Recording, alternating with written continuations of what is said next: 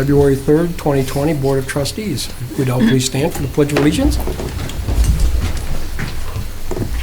Pledge allegiance to the flag of the United States of America and to the republic for which it stands, one nation, under God, indivisible, with liberty and justice for all.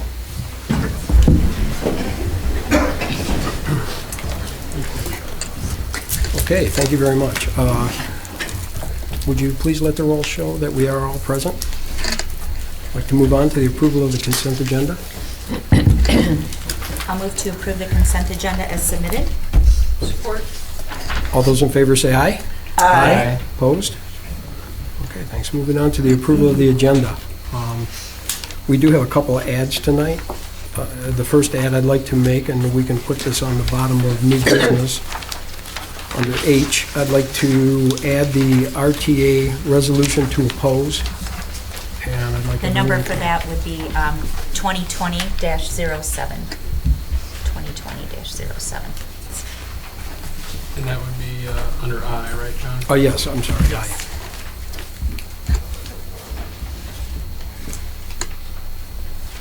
Okay, then I think, Leslie, you have something that you'd like to add? Yes, I'd like to request that we add the contract award for Marjorie Ann Woodside Acres Sanitary Sewer Force Main.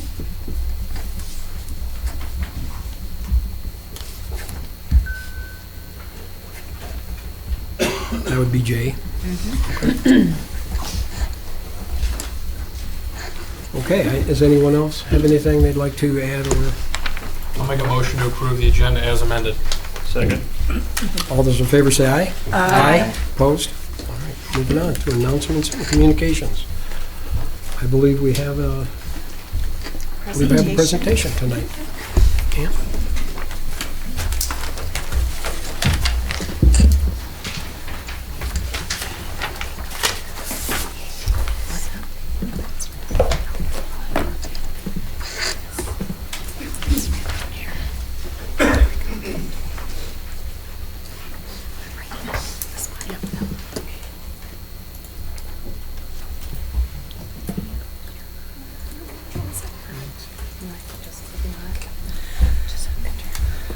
Yeah, just down there for the advancing.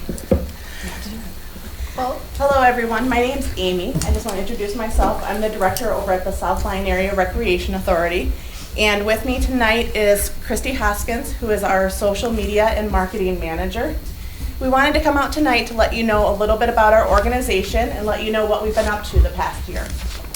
So to give you a little history of our organization, prior to 1999, all of the residents for recreational needs went through the South Lyon Community Schools for the community education program. At that time, the schools decided they no longer wanted the responsibility of recreation, but the three biggest communities for the school district, Lyon Township, the city of South Lyon, and Green Oak, decided that they still wanted to offer recreation in some form. So together they created a recreation council.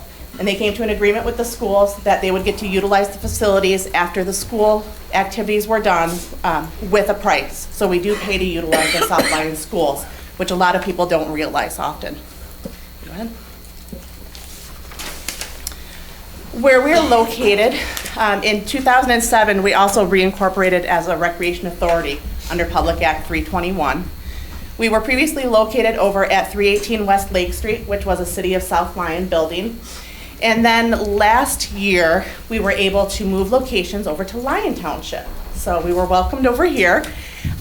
One of the reasons that we wanted to move was that we wanted to be able to provide more opportunities for classes on site, so we didn't always have to rely on the school district and buildings.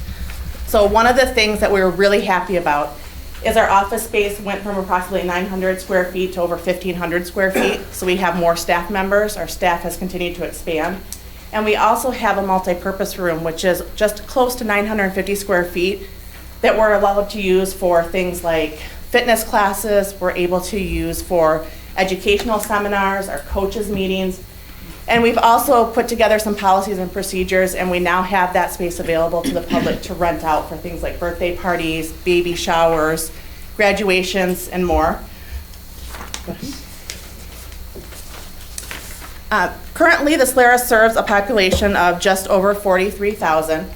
We have about 16,500 households in our area, with about 37% of them are living with children. Our board of directors, as you can see, our board treasurer is Paul Zelnick, who is the current city manager for South Lyon. Our board secretary, we will recognize Patricia Carcone, Lyon Township treasurer. And then our board president, Mark St. Charles, who is the Green Oak Township supervisor. The board meets every fourth Wednesday of the month at 2 p.m. at our SLARA office. What you'll see up here is an organizational chart for SLARA. It just gives you an idea of how we're organized internally. We're overseen by a board of directors. Then there's myself as the SLARA director. We have 3 full-time staff members, a full-time sports manager, a full-time enrichment manager, and the marketing social media. We have a couple ongoing annual part-time positions, including an aquatics manager, an office administrative assistant, and a bookkeeper. And then we employ about 75 other employees throughout the year in things like referees, swim instructors, camp counselors, and such. I also think it's very important for you to be able to put a name to a face, so I wanted you to see our staff members. Myself, I've been employed with the organization since 2010. I started as an enrichment manager, and then the following year in 2011 was promoted to the director. Carrie Hill serves as our enrichment manager. She's been employed since 2008. Matt Stanley is one of the more recent additions to our team. He's our sports manager. He's been with us since 2017. And then Christy Hoskins, who's been employed with us since 2018 as our marketing social media. We also have Katie Fitzpatrick, who is our longest standing employee. She's been with us since 2001. She actually worked with the organization when we were a part of the school community education program too. So she's been with us the whole time. Our part-time bookkeeper, Margaret, who's been there since 2015, and our administrative assistant, Mary, who's been there since 2014. One of the things that having a new location and enabling us to expand our staff has really done for us is last year we created this position of marketing and social media. It's a really big area for us. I think the way things are trending is more electronic with families in the area. So Christy manages 4 of our social media sites, including our website, our Facebook, our Instagram, and our Twitter accounts. We've seen the interaction really skyrocket since we've had this position added. As a staff, we sat down recently and came up with an updated mission statement, vision statement, and core values. I think it's really important and we want to share these with you. The one that I'll read to you is the mission statement that we evaluated, and it's to enhance the quality of life by providing a variety of safe, fun, and affordable activities for all ages. SLARA strengthens the bonds of community and creates accessible opportunities for renewal, growth, and enrichment. This is something that seems easy, but I'm sure, as you guys know, it takes a lot of time to come up with something that we can all agree on. That one little statement probably took us 7 months to agree on as a staff. So, go ahead. SLARA breaks down into different areas of programming. One of the areas is aquatics. We have approximately 1,300 annual registrations. We run classes such as swim lessons, lifeguard training, family swim nights, and diving classes. Another one of our areas are enrichment, and we have, again, over 1,300 annual registrations, anything from programs like Safety Town to art classes, dance classes, gymnastics, cheerleading. We also do sports programming. This is one of our bigger areas. We have over 2,600 annual registrations with that. We work with over 13 local businesses to provide specialized programming. We deal with youth and adult leagues in soccer, basketball, volleyball, and also smaller programs like Quidditch and baseball skills. Our biggest area that we deal with is special events. We have over 5,000 people a year participate in a SLARA special event. We do things like that annual daddy-daughter dance that we're registering for now. It's in 19 days, I believe. And we have about 1,200 people that participate in that event alone. We have a mom-son party that's getting really big, about 700 people in that. And we do Labor Day walk, we do a pumpkin dunking in the pool. And this year we had a new event called a Wag This Way Pup Parade that was in part with the South Lyon Downtown Trick-or-Treating, which was really successful. And then one of our other big programs is our Island Lake Kids Camp, and that's very close to this area here. It started in 2010. We work in partnership with Island Lake State Recreation Area and host a 10-week day camp over the summer. One of the things that's unique about this program is we allow a lot of flexibility for parents. They don't have to sign up for the entire summer. They don't have to sign up for an entire week. They can choose one day the entire summer, 2 days, or more. So it gives parents an opportunity to get their kids in there and really check out and see if they enjoy it before they make a big commitment for it. Last year we had over 1,700 separate registrations for camp. One of the things that I feel it's very important for you as a member municipality of Solera is to know what we're bringing to your communities. Solera employs 150 area residents throughout the year, and that provides your community with over $300,000 in local wages. We work with approximately 300 volunteers annually that turn in about 4,800 hours of volunteer service valued at over $100,000. We also locally partner with over 75 businesses in the area and provide approximately 150 in paid fees to these contractors that we work with. We also work with a lot of organizations and partnerships for programming too. One of the big things that we were able to do a couple of years ago is we work with Island State Recreation Area.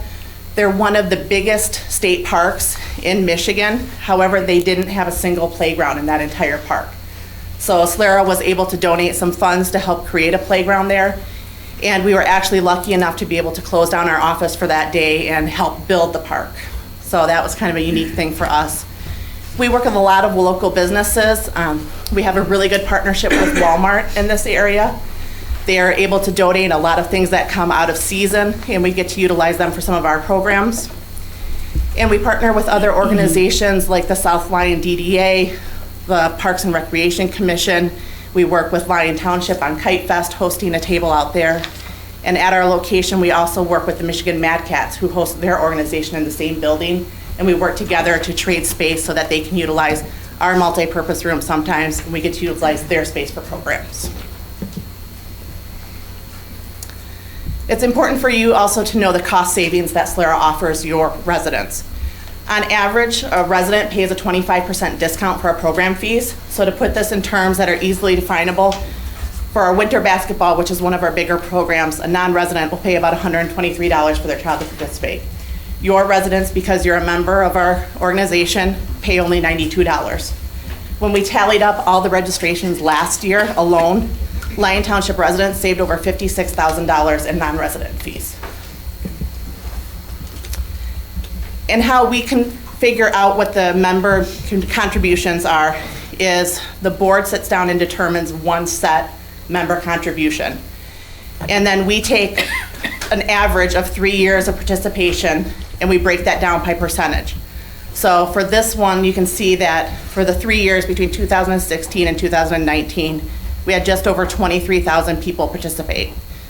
Of that, 9,473 were from Lyon Township. So that percentage came down to close to 41%. So what we do is we take that full determined contribution amount, and then Lyon Township would contribute about 41% of that.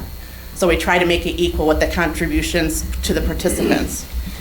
And you can see that last year, the contribution, or actually for this fiscal year, the contribution was $19,662. So when you put that in perspective, it's contributing just under $20,000, but your residents saved over $56,000. And then so you have an idea, and to ensure that we're being fiscally responsible, I prepared for you our budget numbers so you can see our 2018 and 19 audit numbers. So our revenue was just over $773,000. Our expenses were just over $756,000. In total, that lump sum of the member contribution was just over $48,000. And of that, Lyon Township contributed just over $18,000. Just to put that in perspective, for typical Parks and Recreation departments, 30 to 40% of their revenue comes from their municipality. So if it was Detroit City Parks and Recreation, 30 to 40% of their revenue comes from the city of Detroit. As to where for us, only about 6% of our contributions are from member municipalities. The rest come from programming fees. One of the things that is we utilize as our biggest advertising tool is our SLARA program guide. This winter, we got a cover in here that was a picture that a parent had submitted from our annual daddy-daughter dance. So we like to use those photos that residents send to us.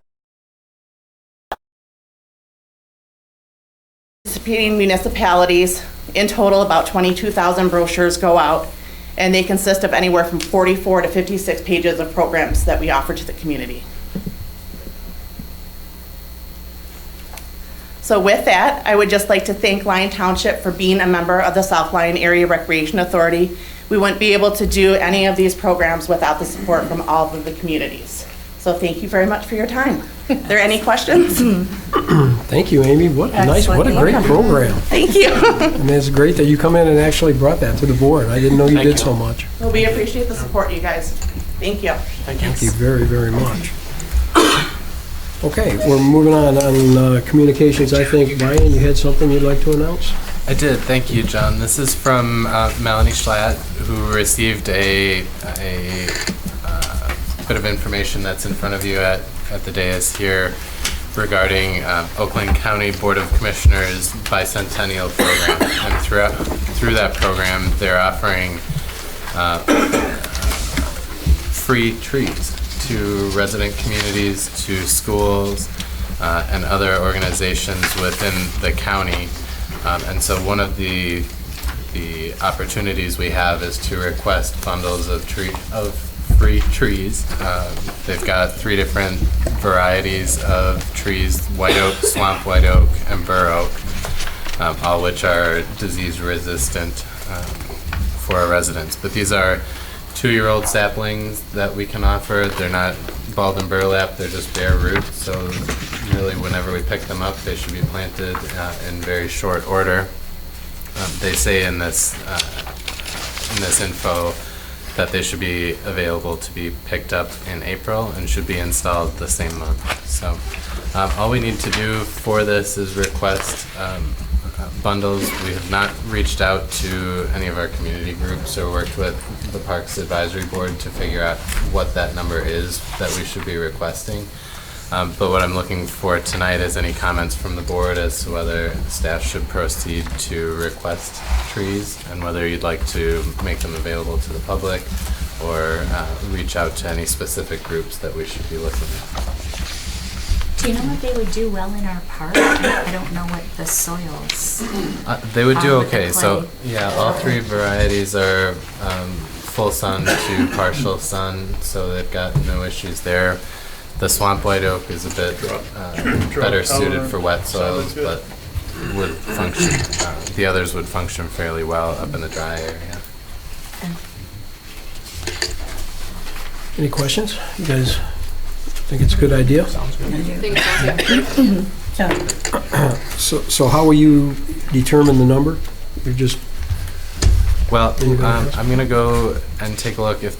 So I guess a question for you is whether you'd like any specific groups, like for me to reach out to any specific groups. But barring that, I can work with our Parks Advisory Board to determine how many we may want and the spacing that we might want in the park up here. And how many volunteers will you need to plant? Correct. Yeah, that's a good point.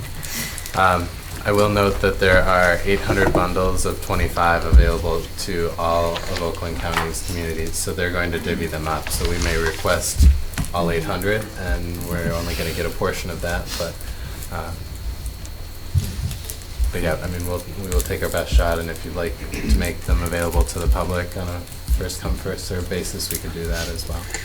Well, you've only got till February 14th to figure it out. Got a So, couple I think that if we can get as many as we can and, you know, offer those to residents, or if we don't have enough room for all of them in a park location. We've talked before on the park board.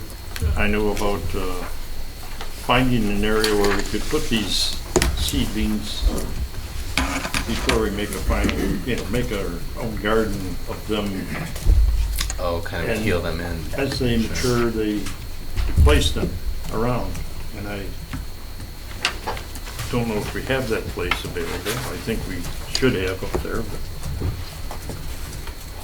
But Is this the first time that they've offered this? I mean, have you heard of this before? This is the first time, I think it's as part of the bicentennial celebration that Oakland County is doing with programs all over the place. They offer the seedlings every year, but at a fee, a very small fee, but The key is you don't want to take more than you're going to use. I mean, there's, so. I don't know, I guess you'd have to figure that out pretty quick, but everybody's on board to get them, right?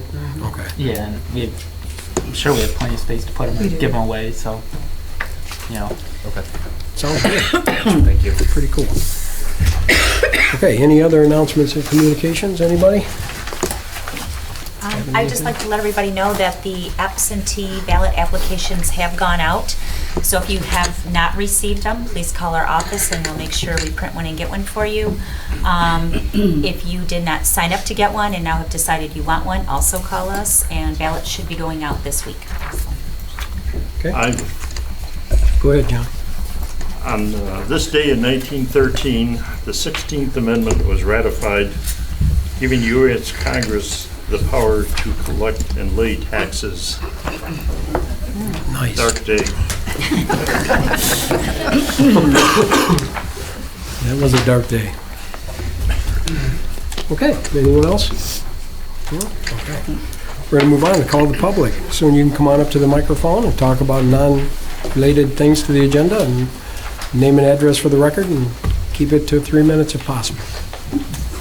Frank Socorifos, 24233 Terra Drive, South Line, Michigan, 48178. I am here to complain about a noise nuisance coming from our backyard. Our neighbors, Dandy Acres, they're housing 44 dogs. It's an ongoing problem. Also, we have a view of a dumpster from our back window, which should not be there. And all we ask the township for is to enforce the zoning ordinances and the special land use. Thank you. Thank you.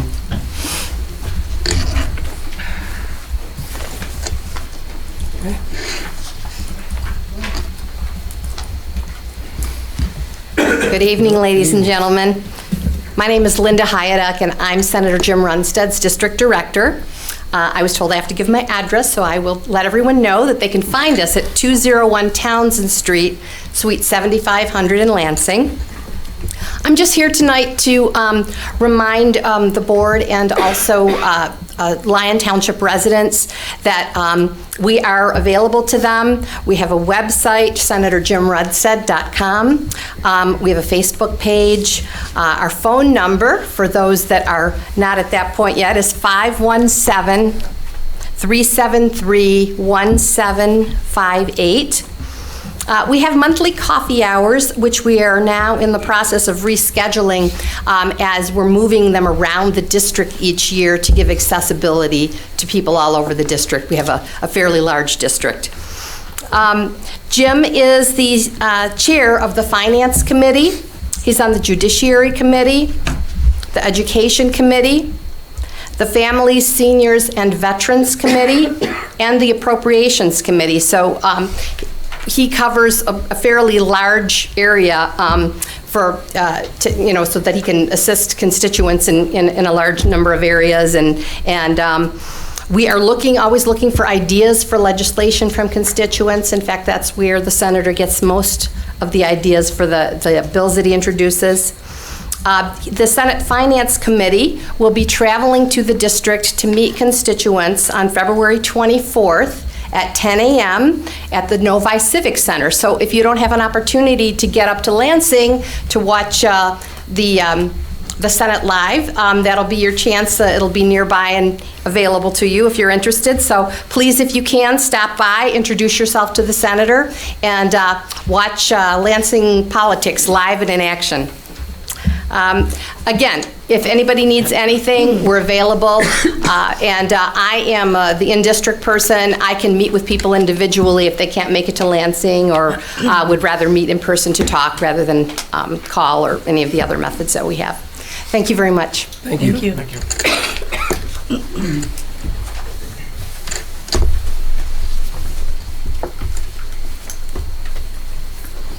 Robin Allen, 28550 Tyndale Trail. I just wanted to real quickly talk about when Continental came before the board last month. My brother and I found it kind of disconcerting that there's a lot of concern expressed from the board in regards to additional screening required for Milford Road and the bike path, but no mention for additional screening, excuse me, for our property. So we would like some additional screening along our property line also. So if you guys could make that request, we would certainly appreciate it. You got your address and your number. Sorry? We got your address and number. Yep. We'll get back to you. Yep, okay. Okay. All right, thank you. Thank you. Okay.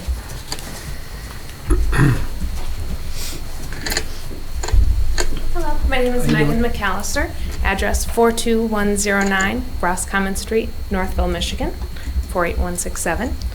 I'm here to introduce myself to you because I'm running for state representative for us in House District 38.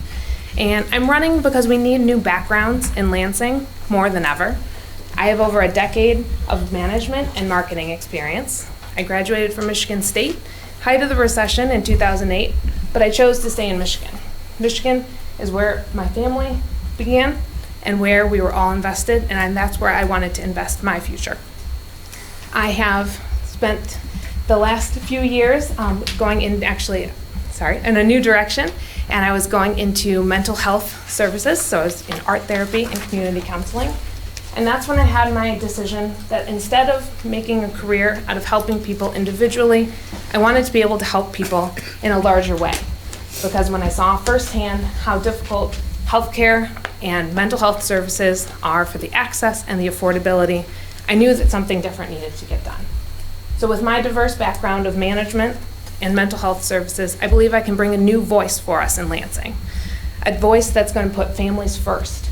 To be able to say we need to put universal care for our seniors, care for our children, to be able to protect our water and make it healthy for us to drink, and to make sure that we're investing in our public schools. I think that it is time that a new voice is for us in Lansing, and that is why I'm running for state representative for us in House District 38. I invite everyone to take a look at my website. It's McAllisterforMichigan.com. And I would invite the opportunity to talk more with each and every one of you. You can reach me through the website. My phone number and email are there. And I look forward to talking with each of you as I walk through the community. Thank you so much. Thank you very much. Okay, anyone else like to come on up?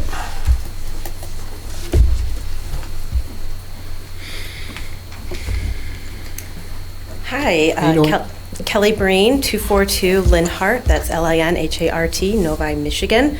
And I am a colleague of yours on Novi City Council.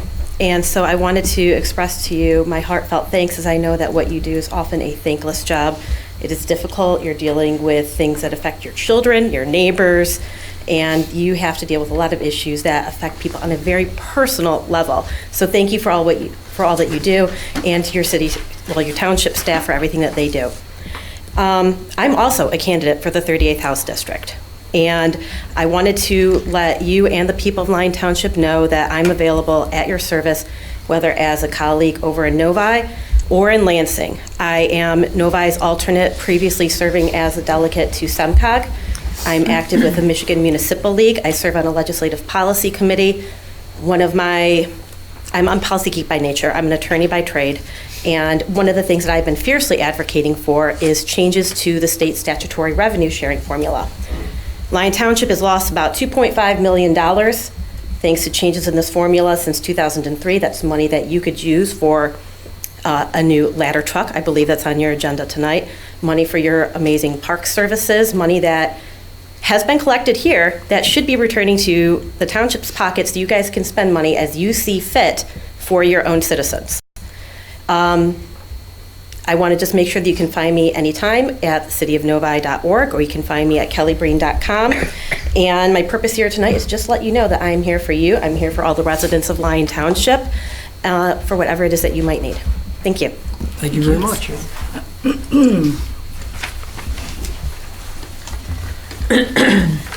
Anyone else like to come on up?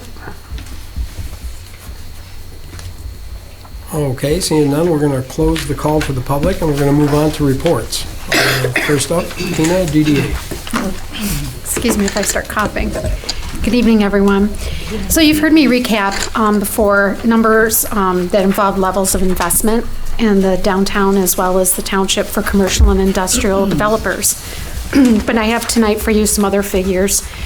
Just for some background, every January I go through and I audit our entire database of all of the businesses located in the township. And once that's completed, we update it on the directory on the website. So tonight I just wanted to share that that recap or audit has identified that we have 311 businesses. These are brick and mortar businesses. 311 businesses located in Lyon Township. Of those businesses, 215 are located in the DDA development area. Of that, 48 are in the core and the edge districts. And we have another 96 businesses operating elsewhere in the township. And by that, I mean anything that's outside of the DDA capture area. Excuse me. Of the 311 businesses, 187 are commercial and 124 are industrial. Of those businesses, we have 36 eateries, and of those eateries/restaurants, about 75% of those are franchised. I'm also working to secure more accurate data on the number of jobs that we have in the township, but I can report that our daytime population is around 5,000 people.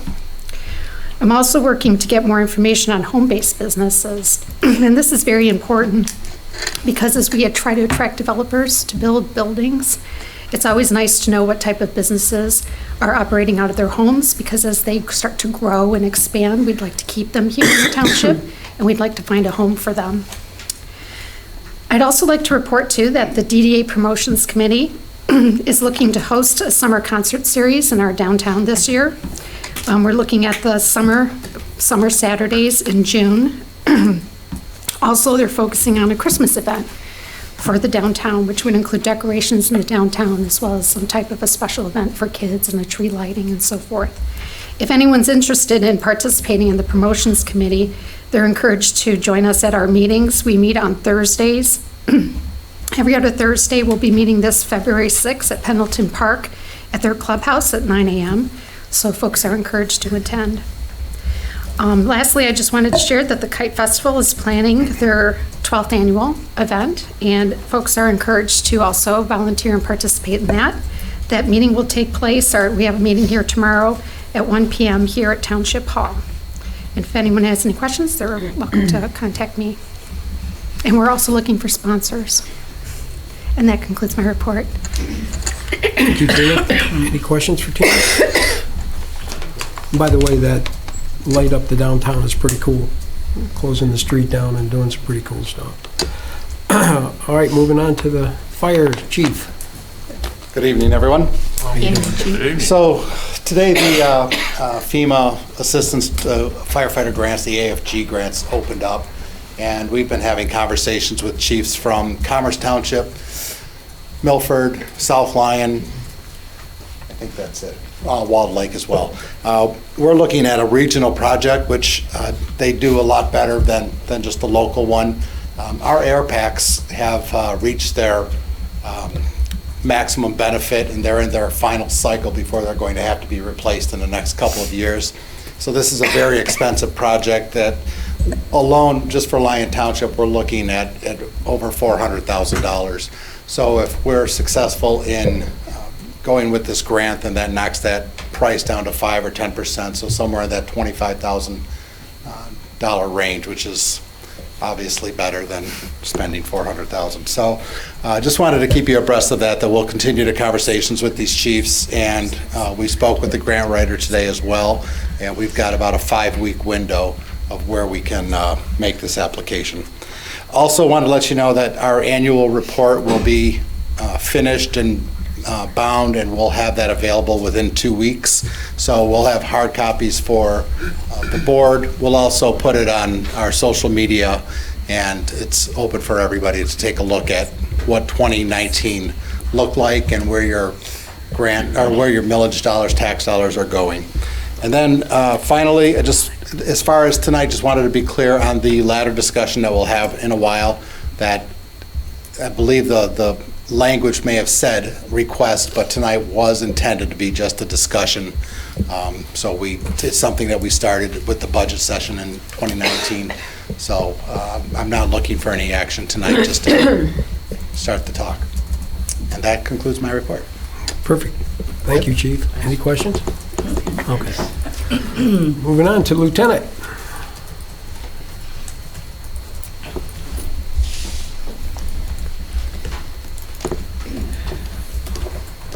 Good evening, everyone. Good evening. All right. I don't have any major incidents to report. I just wanted to touch base on a couple things quickly. The speed sign. Again, I want to thank you guys for approving the funds to purchase that valuable piece of equipment. We get a lot of positive feedback from the community, and people are requesting it. Just today, 2 people came into the substation and they wanted it in their area. So we're booked for the next couple of months looking out, and I do appreciate the message you gave us. Let's see here. Also, I have our stats for 2019. See, the Lyon Township deputies took a total of 12,960 calls for service. That's up about 700 or 800 calls from last year. So we're continue to grow and take more business as the community grows. And I wanted to put the number out for the citizens that are here watching and the ones at home. If you would like to request a speed sign, you can give us a call at 248-437-5600, and we'll get you on the list. Any questions? All right. Thank you so much. Thank you. Thanks, Lieutenant. All right, moving on to the Planning Commission. Okay. We only had one meeting, and that was on Monday, January 13th. And we had 2 agenda items, which were the exact 2 agenda items that are on our board tonight for conceptual review. We had the Lyon Crossing PD amendment, Watermark residential conceptual review, and we also had the Lyon Crossing PD amendment, ZOT auto conceptual review. And so we'll be discussing those tonight, the same thing that the Planning Commission did. Our minutes are in the packet for our comments. And we didn't have a meeting that was scheduled for February 27th because both agenda items were withdrawn by the applicant. So that's my report. Okay, thank you. Any questions? All right, moving on to ZBA. We had a meeting on January All right. 21st, which was a Tuesday, to approve draft minutes, and we were going to have an election of officers, but that has been tabled to our next meeting that we have. And I think we were done in like 3 minutes. Oh, boy. Okay. Yeah, but we had to wait 20 minutes. Oh, you got there. Yeah. All right, we're going to move on to Park Advisory Board. Robert, you got anything for us? A couple things. One, first off, just a reminder to everybody, we have 1 vacant seat right now, so if anyone, anybody out there, or if any of you know or hear of anyone that might be interested, send them along. Little quick update. The decision was made on the ice rink that due to the weather conditions and timing that we're going to hold off on that for this season and make sure everything is planned out and ready to go, get it ordered, summer, fall, set up, and move on from there. And in addition to that, I attended the Michigan Parks and Recreation Association conference in Novi last week, and there were several sessions on various, lots of focus on grants and other funding sources and current trends. Brian was in a couple of the sessions with me, and so we'll dig through some of those materials and share some pieces as we go through them. Questions? Very good, Robert. Thank you for that. Yeah. All right. I was going to ask Robert if he had any input on the trees. Brian and I talked about that briefly. We'll pick that back up, I guess, unless. Yeah, we can. I did like your comment though of finding a spot to kind of stage them until they get bigger for final placement. So we'll take a look. Okay, thanks, Robert. Thank you. Moving on, DPW, Bob. Yes, thank you, John. With February comes reading water meters. We're going to do it at the middle of the month with bills being worked out and sent by the 1st of March. Also, at the 1st of March, township newsletter will be sent to all the residents, and in that newsletter will be a small area that we're going to speak to water and DPW situations or notifications to the public so they know what's going on. We've been working on this, and Melanie and I, and still on the TV, we still get reports now and then about PFAS in the drinking water in the state of Michigan. I want to speak to that on behalf of the residents of Lyon Township, that we have investigated and monitored our water extremely close. We have no PFAS whatsoever to worry about. Our water comes from deep wells. With that, we monitor it constantly, and when I say constantly, every day, plus more extensive testing on a monthly basis. And rest assured, we would notify if there was any problem, but we have absolutely no PFAS in our water. So I just want to put everybody's mind at ease on that. Okay, thank you. Thank you, Bob. That's great. Okay, that's going to wrap up our reports for the night. So we want to go ahead and move to unfinished business. The first one is Artesian Pioneer water discussion. Unfortunately, Ed had a conflicting meeting tonight, but and I'm not going to cause a bunch of havoc, but there was a crack in the, we had a crack, which is, when I say crack, I don't mean a leak. I mean something good happened towards the softening. So I just wanted to tell everyone, I don't want to get everyone too excited yet, but we had some kind of good news. So it's going to take about 2 more weeks to really figure it out, though. I just want to leave you with that. But Bob, you want to update? Yeah, sure. As you know, we finished construction on our existing plant, which was the Woodwind plant. The South Hill plant is approximately 80% complete. We're starting to do final touches on it, meaning painting, electrical, and plumbing, which we're very excited about. We have a new well over there that will be going online also this spring. So we'll be having 5 wells feed our community as the summer approaches, and we're very excited about that. The water tower's been online since, what was it, about December 15th? Yeah, for quite a while now it's been on, and it's just working terrific. It's equalized pressure in the community, and on February 13th, I believe it is, our water pay station's going to be installed there, which is going to just be great for the community, for construction, for residents to pull up with a pay toll, and they can get iron-free water at bulk rates, if you will, right out there, and it's just going to be a great thing for our community, and we're excited about that happening. So, thank you, John. Yeah, and the well at South Hill is really pretty close. Oh, yes. I mean, they actually were scouring the wells today. Yep. They're changing the pumps, the jet pumps in the wells, and changing the horsepower, and it's coming along pretty well. I don't think it's going to be much longer that one will be activated. Absolutely. Any questions? Anybody? Okay, then let's move on to the second reading of the consideration and adoption of the ordinance for the parallel plan text amendment. This is a second reading. Anybody have any questions about this? I had a couple really quick, Okay. and I had emailed Brian, and we had conversed a little bit, but we tried to stiffen some of this language up, and I think we did a pretty good job, but I wasn't sure if we want shalls throughout or we want a may. I'm looking at E, under 5E, and it's saying it may be used as an advisory tool. I guess I think it shall be. In my mind, it shall be used as an advisory tool. I mean, that's the whole purpose of it. So it doesn't prescribe a certain density. It goes on to say the design characteristics may warrant an increase or decrease to the number of dwelling units, but I don't know what everybody thinks, but we put shalls everywhere else. It seems like we should add a shall instead of the may there.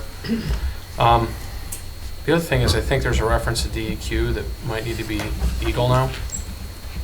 I don't remember the section. Oh, I think it's in 5A. Yeah.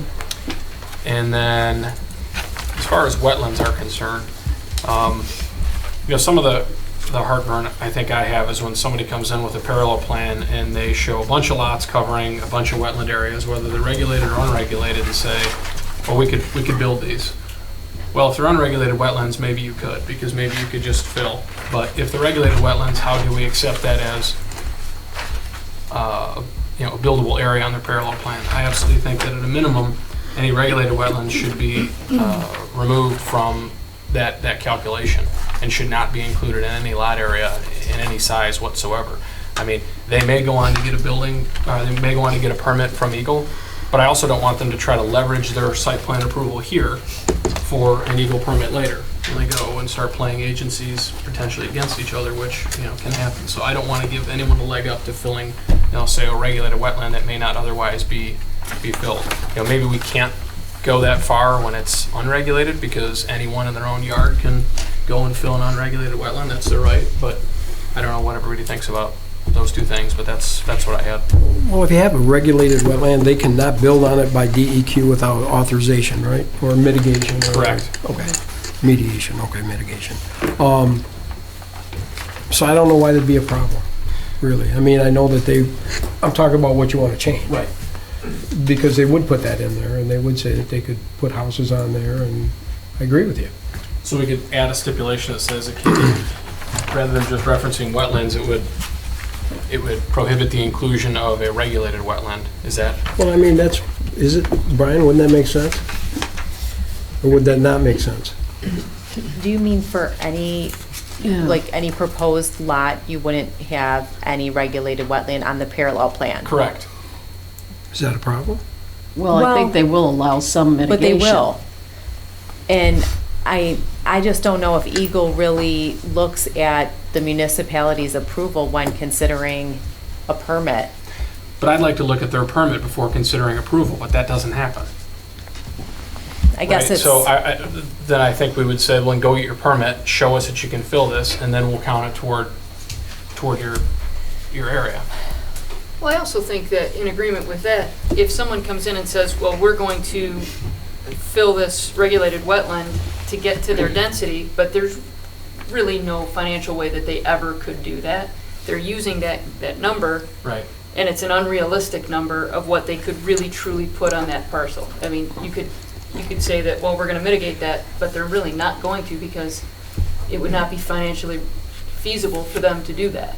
In my experience, if you can fill up to 1 acre and obtain the permit somewhat, I don't want to say easily because it's still a 6-month permit, but I would say 1 acre is your threshold. Above 1/3 of an acre, you have to mitigate.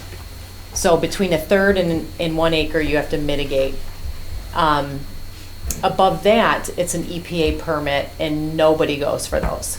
So I can tell you, if you're going to put a threshold, I would max it at 1 acre of fill. I think Because, we currently max it at whatever the lot area is for that district.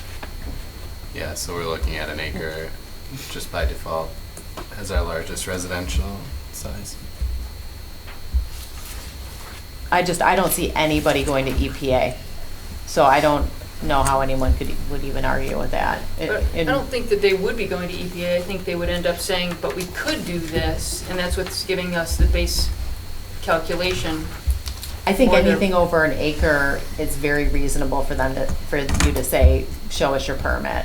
And up to an acre though is pretty, I don't like to say easy, but it's common that the DEQ will issue, or Eagle will issue them if there's an appropriate mitigation plan over 1/3 of an acre. And that's where you either buy mitigation credits or you mitigate on site.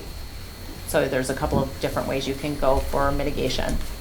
Well, what I don't want to see happen, and it's happened in one of the PDs, is that they'll come in with a parallel plan that, let's say, fills a full acre, and they ask for, basically condensing their lots to 1/4 of an acre lots, and so they end up with 4 extra lots on their parallel plan as their base density, and then when they give us their development plan, it shows no wetland fills, and they just got those 4 extra lots without having to go through the hurdles of the 6-month permit. I think that's the intent, to keep it equal. If they're going to fill, an acre of wetlands on the parallel plan or whatever it is, it should be equivalent on their development plan. I thought that the language was changed recently to state that? On the parallel plan for PD? No? It just takes into consideration and allows a certain amount? Yeah. Okay. Well, or we perhaps add something that says if you don't go through with the fill, then you're not going to get credit for the lots. And I mean, I don't want to encourage people to fill the wetland, but at the same time, I think the points that have been made are that, you know, it's sort of maybe a bait and switch situation. I don't know. It just should be equitable. That's all. It's one of those things, I can see why you want to limit it. It's just, you know, wetlands and lot shapes are pretty much a rectangle or pie shape, and wetlands, I don't know if you could get it exact, I guess. Maybe a certain percentage or something like that, but I don't know if you could get the exact. All right, something reasonable. I mean, you know, I don't know what that number is, but yeah, I just don't want another situation where they overfill on one plan and not on the other.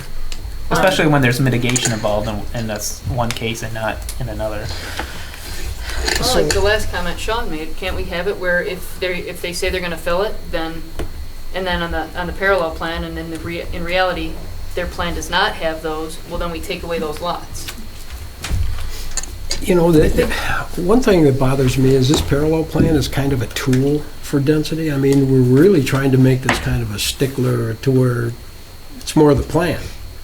Can we, I mean, it's supposed to be somewhat vague, is it not?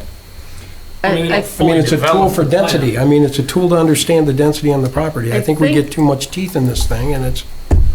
And, you know, I mean, I didn't draft this, but I think the concept of this is people were struggling with what is a parallel plan and what does it mean.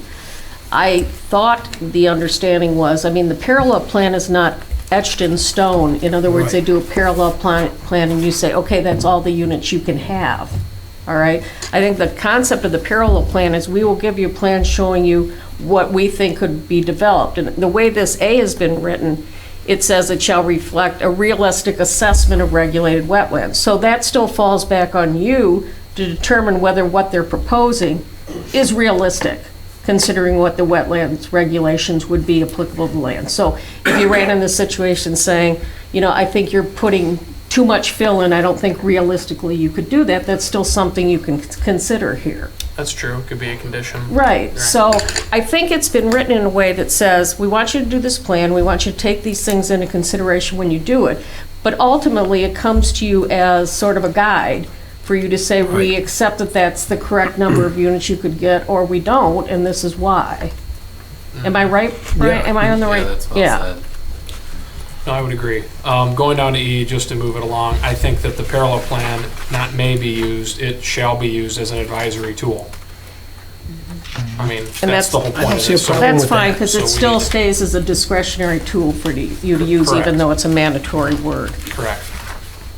And those are my only comments. So I think the DEQ to Eagle, the may to shall, and Carol, I would agree with you that we can take other measures to address the wetland issue. Okay. All right, I'll make a motion to approve ordinance AP 19-35, which is ordinance 01-20 with the changes discussed tonight. I'll support it. All right, all those in favor say aye. Aye. Opposed? Okay. Moving on to new business. Consideration of line crossing PD watermark residential conceptual review. Ryan, you want to kick it off? Well, thank you, John. We've got two cases tonight. Both are conceptual reviews of a modification to an existing plan development at Line Crossing, which, for those unfamiliar, this is northwest of Grand River and Milford Roads, bisected by Lion Center Drive. So I've got that shown up here on the screen. The PD was originally approved as a commercial PD, so all commercial uses in 2002. There were several amendments over the years, and I know Tony Antone is here tonight. He's got a beautiful map of how things have progressed over time that I'm assuming he'll show this evening. But of consideration or of importance tonight, one of the amendments allowed for automotive sales and service facilities with the pertinent uses on it, which is part of which have been utilized by Tractor Supply Company on the north side of Lion Center Drive. We know that these sites have sat vacant for quite some time now. We've discussed in concept with the Planning Commission last summer. The Planning Commission discussed an opportunity to modify this plan development to include residential uses, multifamily residential uses north of Lion Center Drive. So the area adjacent to Tractor Supply, north of Grand River, and east of Golden Valley subdivision. Feedback at that point was generally positive in terms of supporting the commercial uses in the area. And in January, the concept was formally brought back as a concept review phase for a plan development general revision per the ordinance. Semi-related, and I'll get into this after the fact, is the Zott Auto dealership, which is proposed on the south side of the road, and we'll talk about that in a little bit. A few of the recommendations in our review letter tie the two programs or projects together because when considered in the larger picture, things like traffic are going to be, both projects would contribute to traffic flow at Lion Center Drive, on Grand River, on Milford Road. So you'll see some tie-ins and considerations that the township needs to make if both or either of these were to move forward.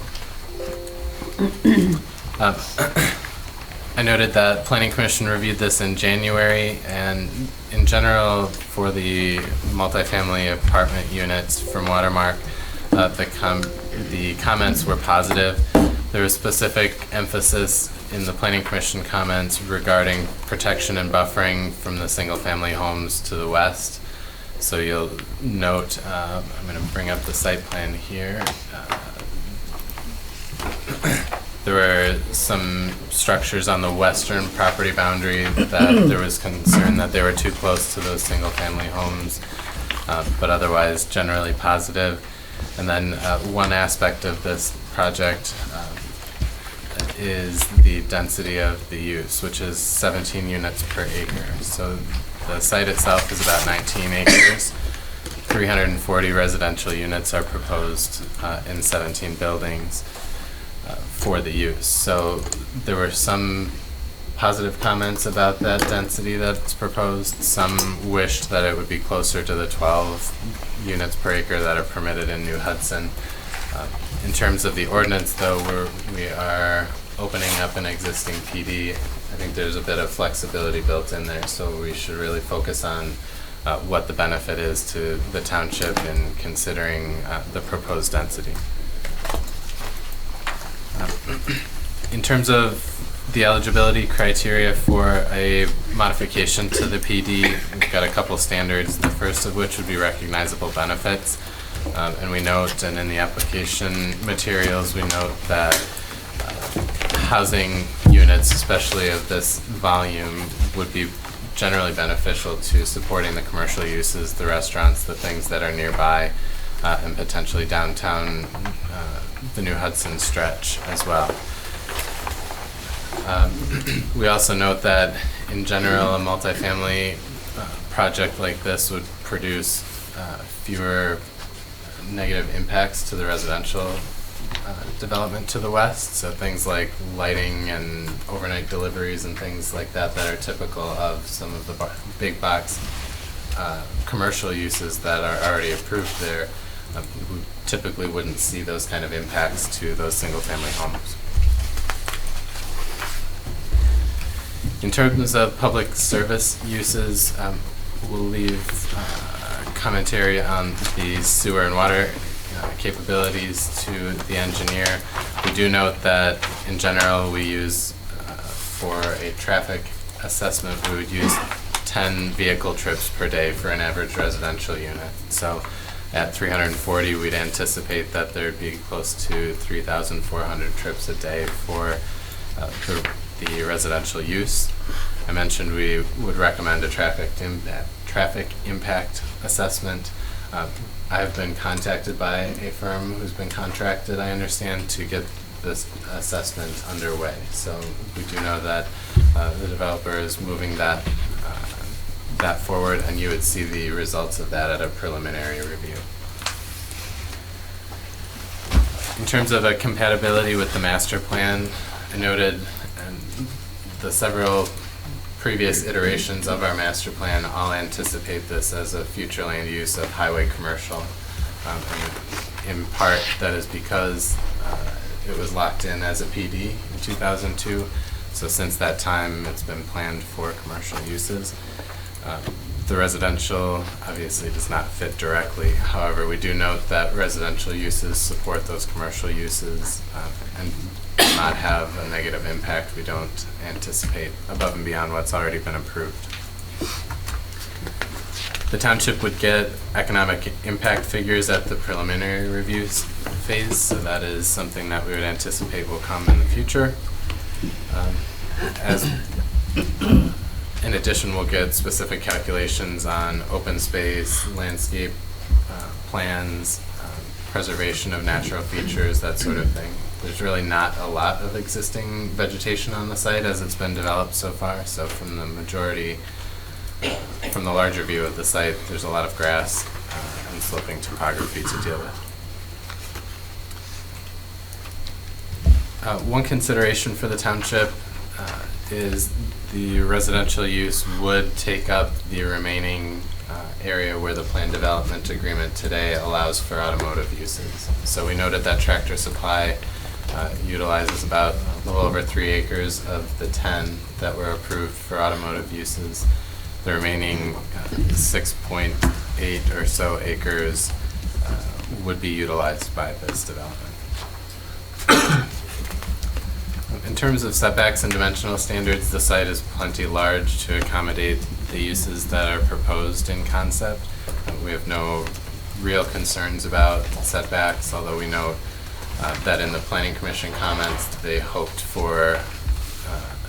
to retain a pretty significant buffer along that western property line. And then one of the design-related comments that I had was some of the structures along Lion Center Drive are kind of tilted to achieve the 40-foot setback. And so we'd like to see some of that addressed as design progresses. There is a sidewalk along the north side of Lion Center Drive today, and we noted that we would encourage, as a residential use directly adjacent to the park, that the developers work to provide some sort of pedestrian connection into one of our facilities. So we'd like to see that. With that, that sums up in brief our comments on the plan. I will take any comments you have specific to standards or otherwise. Guys, anybody have anything for Brian? All right, so the applicant here, you want to come on up and...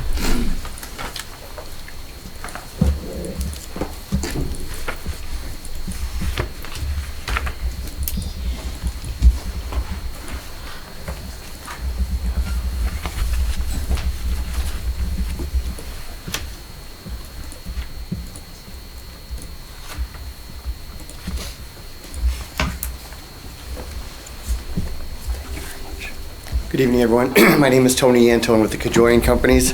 It's nice to see everybody again. I want to first introduce our team on the Watermark proposal. Chris Alexander and Garrett Linville are here from Watermark, and Bob Emeren is here from Seabrook East, our engineers. Most of you know this, so I'm not going to bore you with going back, but just to give you a little bit of history, we purchased this property about 20 years ago. As you know, we sort of started with the east side, the Liontown Center development, where we had 2 fairly large anchors that kind of catapulted that development, along with several other outlots. With those larger anchors came some restrictions on the west side. And then just naturally, with Walmart sort of being who they are, they sort of kind of created new restrictions, if you will, practical restrictions. So over these 20 years, we've really done exhaustive marketing to try to lure larger box retail. This is what we all sort of thought it was going to be back in the early 2000s, larger box, Kohl's and Dick's Sporting Goods and those sorts of outfits. But retail has really changed dramatically over the last several years, especially since the recession, where these big boxes are just so few and far between, especially in what I would call a tweener location like Lyon Township, right between Novi and Brighton. And then with the rise of Amazon, it just sort of created a whole new strange dimension to to this world we call retail. So we started to sort of rethink kind of what we would do here with property that's so deep and situated where it is.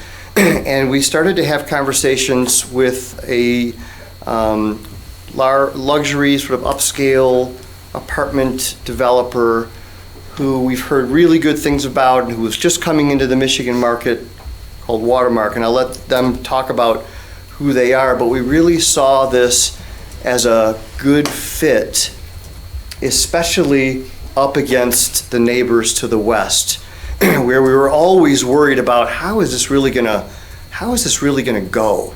How are we gonna have single-family residential up against a big box? And we just sort of punted that because it never came anyways. And with that, this concept that was sort of looming out there of walkable community. I served on the DDA here for several years, and it was always talked about, we want this walkable community. So when we started to kind of think this all through, I said, wow, what better way to help our own cause than to allow in this area a real focused effort of upscale residential that would lead to more restaurants, be able to help the retailers that are already here. And we'll get into the ZOT concept next, but this concept encompassing these 19 acres really seemed to be a great fit for north of the Ring Road. The sidewalks are already there. As Brian mentioned, we've already engaged a traffic consultant, and the initial feedback was very positive there. We had a really good conceptual session with the Planning Commission, lots of good ideas, and while those aren't reflected in this plan, they will be. Those are the sorts of ideas that we're looking for from you all as well. This isn't a decision-making night, as you know. This is, as we laid out in the PD agreement, a conceptual review for us to get your feedback, to see if we're on the right path. We think that this is, as I said, a great fit to kind of help the overall cause.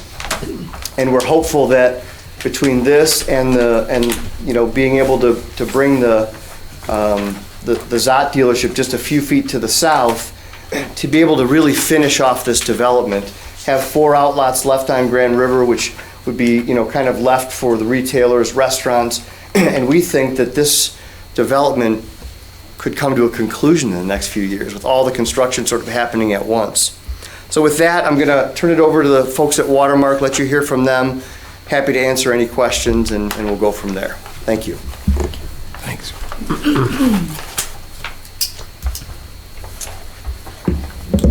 Thank you, Tony. I'm Chris Alexander. I'm with Watermark Residential. We're at 111 Monument Circle in Indianapolis. Thanks for the opportunity to speak to you tonight, introduce our company, talk to you a little bit about our concept. We're really excited about this project. We've been talking to Tony for quite a few months, doing our due diligence on the market, on the land, the community, and what kind of a fit we would be, and we remain to this day really excited about this. So what I wanted to do was tell you a little bit about Watermark, will give you an idea of where we develop as a company, give you an idea why our residents choose us, and why, again, we're excited about being here. I'm here with Garrett Linville, as Tony mentioned. Garrett is our development manager, and then he'll come up and tell you a little bit more detail about the plan itself, show you some images, that kind of thing. He's the smart one of the bunch, so he'll be able to answer all of the good technical questions. Watermark was established in 2008, and you can see the two guys there that started the company actually in 1986. Our division was started in 08, probably the worst economy to start a residential real estate company. But as you'll see from the product that we develop and the mission that we're on, it has been a really good run of success for our company and meeting a need across the country. We focus on the construction and operation of Class A multifamily. We build apartments in affluent suburbs and locations in the Midwest, Southwest, and Southeast. When John Thompson and Paul Thrift created our company, they assembled the resources from their other development businesses necessary to build us into a premier multifamily development company. And over the years, we've built a group of professionals with expertise and particular experience in multifamily development. We have a construction company. They build solely for us, and we also have a professional property management company that manages our properties. We build innovative and aesthetically pleasing properties. We continually study what our residents want and continue to make adjustments to our design as we work through in every project that we build.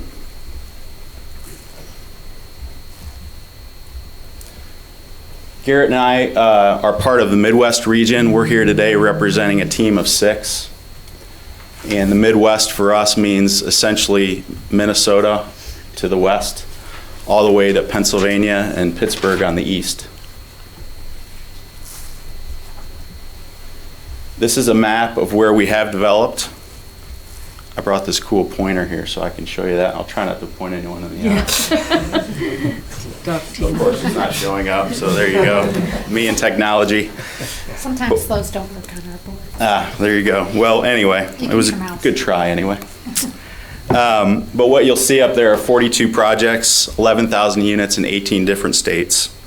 And we've got 9 projects under construction currently. So by the end of 2020, we expect to have 50 projects that we have built since 08.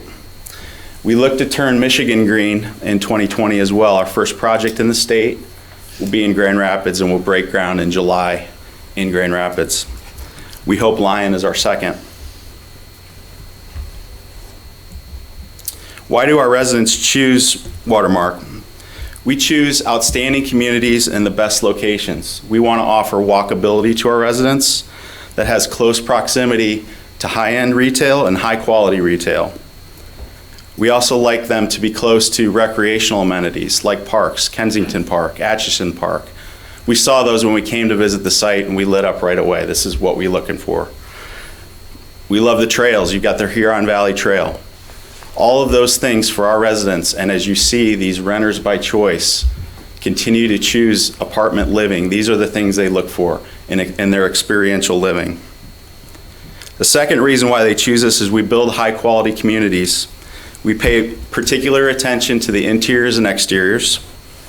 We provide on the exteriors resort-style amenities, high-end clubhouses, Starbucks coffee machines, conference rooms and semi-private offices for those residents that actually work from home. We've got all sorts of things inside the clubhouses like pool tables, 24-hour fitness. And then in the summer in Michigan, we can enjoy large pools with cabanas, water features, and fire pits. Inside the units, you see a couple of examples there, and Garrett will get into it a little more detail. We provide granite countertops, stainless steel appliances, full-size washer dryers. Probably the third and most important reason why our residents choose Watermark is we are a professional property manager, as I mentioned earlier. We're committed to providing our residents with an experience that reflects our desire to provide a positive and transformational impact on the communities we serve. Why Lyon for us? We feel like, as I said earlier, it's a great fit. We desire projects like this with walkable amenities, walkable recreation, as I mentioned. And as we've talked to Lion, we understand your desire to increase your downtown and build the energy. And we feel like this is a perfect opportunity to bring a more dense residential style living here with people that will visit your commercial providers. We feel like it's the perfect fit. I'll turn it over to Garrett here, and he'll give you a few more details on the project itself, the site, and the interiors.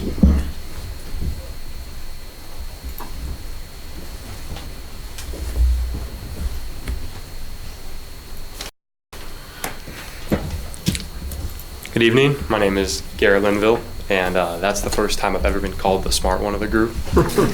So thank you for that, Chris. I'm going to talk a little bit about some of our on-site specifics for our product that we're proposing here. First and foremost, I'll talk a little bit about our interior features. Those begin with gourmet countertops, quartz and granite stainless steel appliances, 9-foot ceilings, framed mirrors and backsplashes, walk-in closets, full washers and dryers, kitchen islands, thoughtful layouts, and a balcony or patio for every single unit on our property. I'll go through a few pictures here so you guys can get a feel of what we look like inside.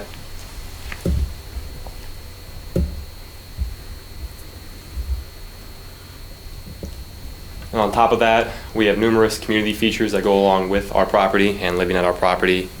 Those start with professionally decorated clubhouses, as Chris had mentioned, with TVs, kitchen, conference rooms, technology centers, highly used coffee bars with Starbucks coffee machines, gaming dens, movie lounges, screened-in porches, and more. On top of that, we do have 24-hour maintenance service available to everybody on site. We do have Wi-Fi hotspots throughout the site, the clubhouse, and the amenity areas. We have a resort-style pool with cabanas, hot tubs, fountains, grill areas, volleyball courts, and everything you may need for a summer day. We have courtyards with water features, dog parks, and dog spas for all the dog lovers. Even for some of our units, we provide additional space in the patios on the first floor that we call puppy porches that allow people with dogs to let their dogs outside while being in the apartment lifestyle. We also offer valet trash, which will come to your door and take your trash away every day between certain hours. So there is no need to walk across the entire property to go find the one compactor that we have. We do only have one compactor in the back of our site planned at the moment. And the valet trash will stop that from piling up. We'll stop that from people having to walk all the way across. So here are just a few pictures of some of our pool areas and our amenity areas for our communities.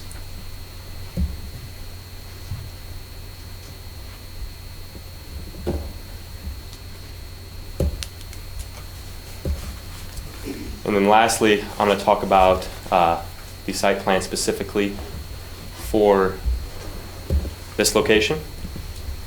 And without the laser pointer, I'll try and do it with my mouse to help everybody see.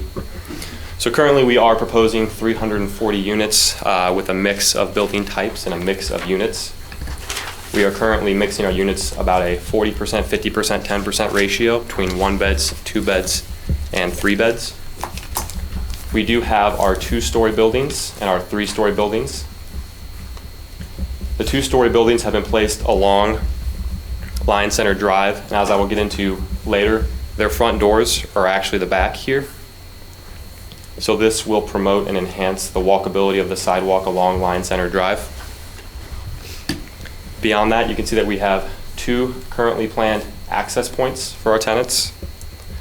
The topography of this site is actually quite challenging. If you go out there today, you can see that it slopes from the west to the east.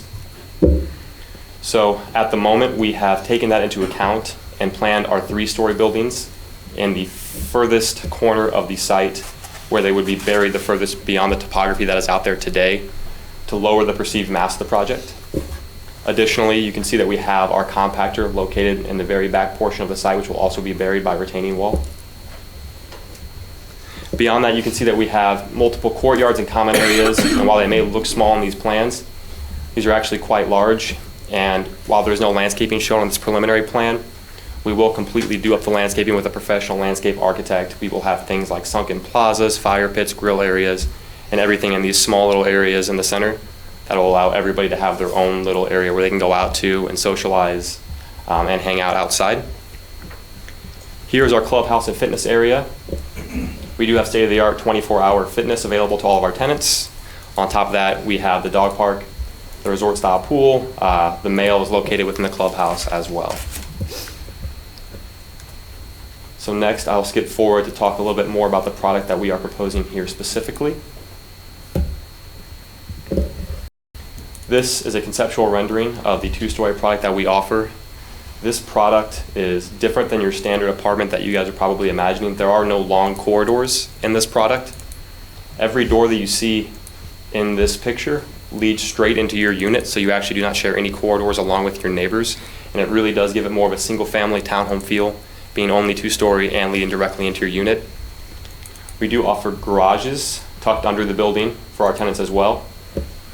These garages lead directly into the units. There are doors inside that allow people to park and then just enter their drive or enter their home. So there really is no need to see your neighbor if you don't want to. Beyond that, you can see that every single unit does have their own balcony or their own porch located right here. Next, I'll talk a bit about some of the conceptual three-story renderings. All of the three-story product does show the same balcony and porch for every single unit. There are no long corridors in the three-story product as well.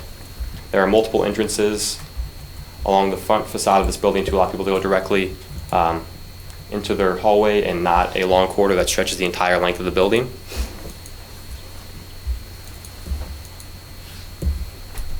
And that is it. I'll take any questions. Thank you so much. Okay. Well, that's quite a project. I'd like to go ahead and open it up. Would anyone like to start off and give them some ideas, if you like it, if you don't? Lisa, you want to start? Give them some ideas. I just have a couple questions. Is there a plan for anything that you would do with the Kelly Drive, which is that little stub to the west? Would that, I mean, it's clearly a stub for what I think was intended to be a connection to some sort. Would you, you know, I know it's... May I bring up the site plans and kind of look at it? I'm not sure which way you're talking about. It's off of Golden Valley Drive, and there's a little tiny stub. I stole it. So would that, I was just curious if there was going to be any kind of plan for that? Yeah, so there's currently no plan. There's a huge drop off. Yeah, it's about 30 to 40 feet across the site where we are now. I think there is going to be a maybe 15 to 20 foot retaining wall there. Okay. And so to abide by grade and get that through our site, it'd be difficult. So there's currently no plan for Kelly Drive. I just wanted to make sure that nobody just went thinking that it was... mountain climbing amenity was going to come in. Excellent. In the winter, would it be an ice climbing amenity? Excellent. And then my number one concern would be if we have any residents from Golden Valley Drive, if they're here tonight, their feelings on it.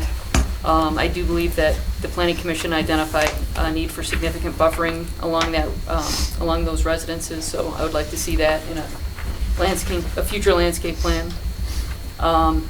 And in looking at some of the possible connections to sidewalks along Grand River on the southernmost apartment, would there be any kind of connection? I know your sidewalk kind of loops on your site plan. Would there be a connection so that you could have a connection to the Grand River sidewalk there? Yes. Yeah. And then what happens to the pad at Lion Center Drive that is to the south of your first, like that one right there? Does that, your entrance is to the north of that, so does that, pardon me? Do you mean the curb cut? Yes. Yeah, I think right now we're still in planning. We have it offset from there. Okay. Right now. Is there a connection to the park at some point in the northern? There is not currently a connection being shown. It was brought up to us for the first time at the Planning Commission, and we think that's a great idea and a great amenity. Working with the topo, we think a connection would be likely in the northeast corner. Okay. And let's see. My other concern is the density.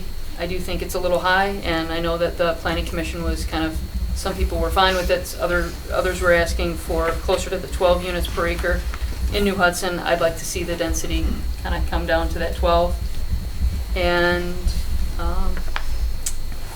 does your product ever include condos or duplexes?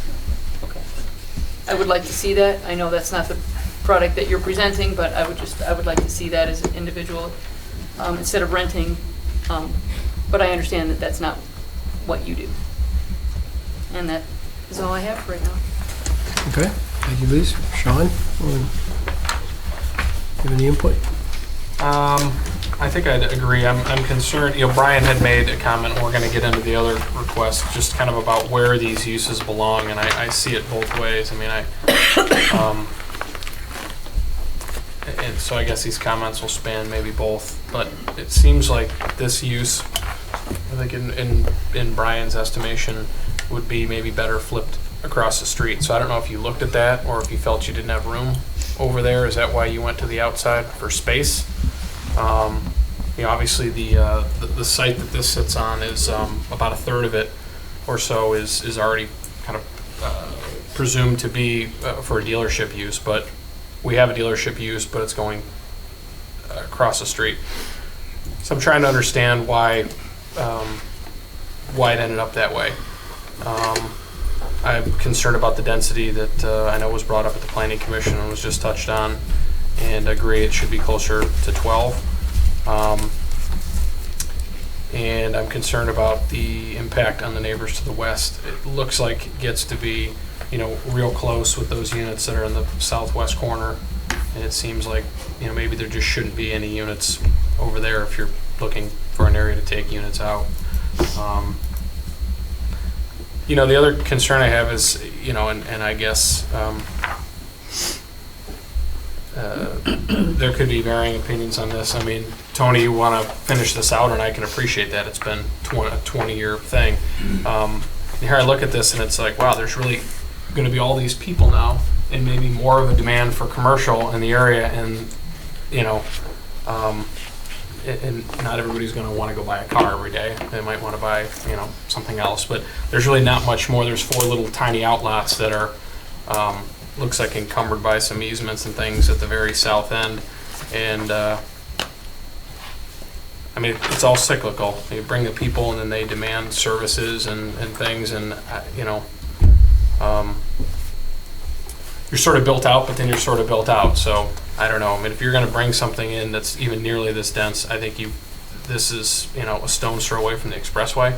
So from a traffic standpoint,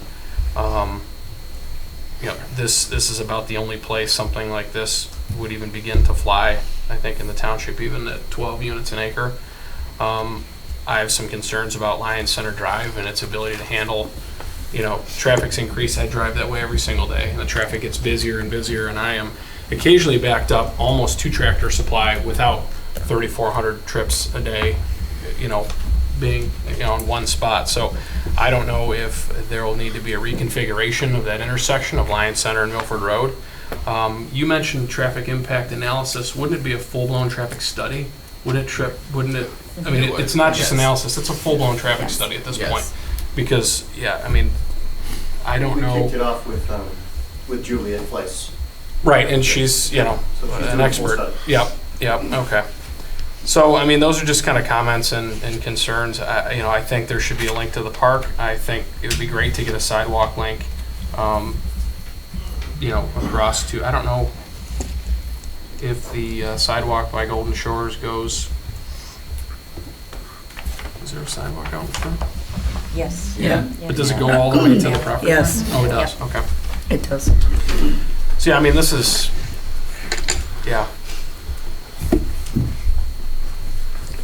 big project, both at the same time. So that's all I have for the moment. All right, Chris, go ahead. Sure. I guess the first thing I looked at when I saw this come in front is the overarching issue is, a change in use from the PD from a highway commercial type use to multifamily residential, and does it, make sense? And I pulled up the old Lion Center vision plan that we did about 10 years ago to kind of look at that and how that kind of established itself and the different viewpoints that we're going in and trying to create the whole Lion Center vision.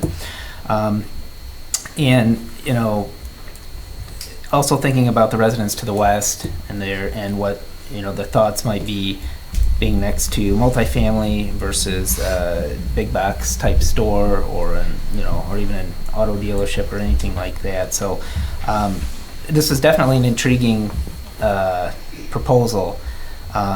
So it was a neat way to look at it, and I guess I'm not opposed to the change in use to the multifamily residential. The one thing I did look at too is the 12 units per acre. I think that's kind of been the basis point. Pendleton was about 13 units per acre to the south there. So I think if we're in that target range, that's probably the sweet spot. I think the sidewalk connection was brought up to the southwest, access to the park. That's a good thing as well. One thing I read in the Planning Commission meeting draft minutes, I think Patty brought it up, was and Sean echoed it too, is the building on the west side, the one that's closest to those residents. If that goes away, that gets you more of a buffer to the west, and also brings that density number down a bit too. The screening on the west side, you've got a retaining wall there that's probably, I think you mentioned, at least 10 feet tall. I guess just when the preliminary plan comes through, a safety barrier on top of that as well, because it will be like a little over 10-foot drop there and adequate screening there. So if somebody does drive down Kelly Drive, as Trustee Blades mentioned, that they wouldn't go crashing that car. One thing too in consideration with this is the density and the number of units. This site, I believe, is on the border between two different elementary school districts, the Dolson schools and Kent Lake schools.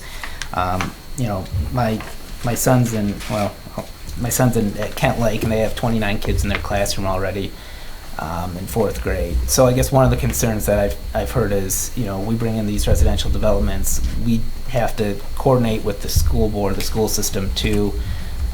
If those talks can occur to see how this fits in, because our area is definitely growing, and we've had a lot of tight, crowded classrooms the past few years. So any communication with them would be appreciated as well. A couple questions too. The amenities presented and what's on the plan. So I wanted to make sure I had those straight. What's on the plan right now is a dog park, a pool, clubhouse. That's what's shown. You mentioned during the presentation about some of these courtyard areas where there could be fire pits, volleyball courts, stuff like that. I guess I just want to make sure that what you guys are saying is going to match, and come preliminary plan, when that's all figured out, that those types of amenities are on there. And I assume those are restricted to the renters and their guests, as typical with a development like this. The 3-story buildings, do you have a height on those? And I guess, Brian, do they fit within our height ordinance as well? I guess. I can comment. We haven't seen dimensioned elevations yet. The max is going to be 35 feet for those structures. So as long as they can achieve that standard, I'd say they're in line with our other multifamily buildings. Okay. The 9-foot ceilings is what triggered that in my head. And I guess the last item was, jumping back to the vision plan, was we had a gateway corridor, kind of a pedestrian thoroughfare that kind of ran through the center. And this is probably more applicable to the next agenda item, but there is supposed to be a greenways that would kind of go through both sites and circle back toward Grand River. I guess I would have you work with the planner on that one and see how that can be, massaged into the plan as well. Again, as you're promoting the walkability, it would be basically, it's a greenway, it's a straight shot right into the center of New Hudson.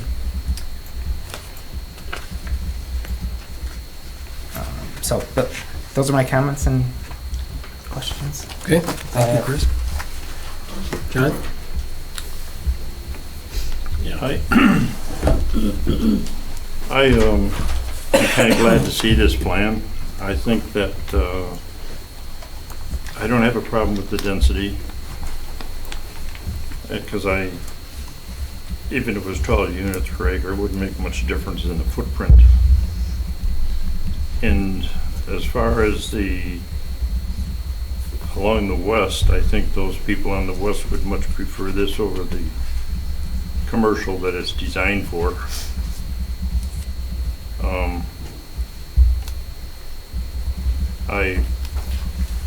I'm sure we're going to get that one building in particular straightened out so it's not so skewed with the road.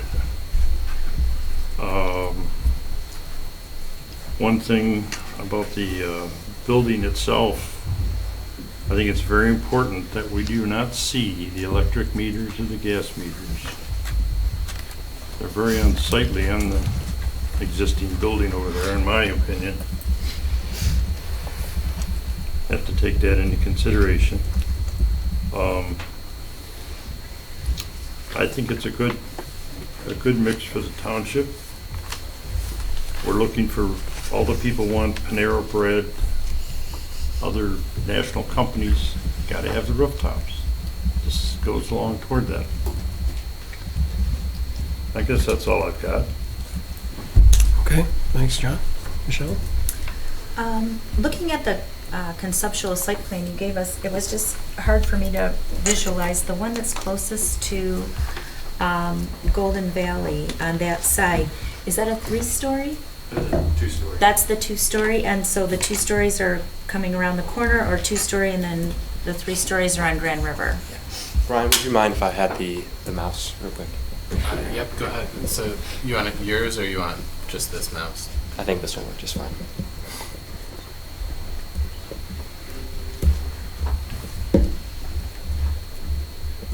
So you can see the difference between these 4 buildings. Mm-hmm. These are the 3-story buildings. Okay. Every other building is 2-story, besides these 2 right here, which are the clubhouse, the pool, and the fitness area. Okay. And just to give you a sense of scale, we put this together just as something to look at to understand the scale. I guess it's kind of small up here. See if I can zoom in a little bit. So this building is about 106 feet away from this residential home. Mm-hmm. More than 50 feet off of this wall, off of the property line. We can achieve a bit more wiggle room further east, and it does sit, about 15 to 20 feet lower than the actual building. And so this was just to give an idea of the perceived difference between the lot lines. Okay. And then of course there'd be landscaping and buffers and things in between. So I just thought this would be good to bring up, as you guys had mentioned it a few times. No, that really helps. Okay. So in between these with the existing houses on Golden Valley, you are talking about is that the 20-foot wall that you're showing there? Yeah, so the wall isn't shown great here. No, there is the small wall here. Yeah, this is numbers. just the more or less the topographic difference between the areas. Okay. That is to scale. The wall is not. And the wall does vary. It's kind of like a triangle as it goes. As you get more towards the center, the taller it is. And then it fades as you go.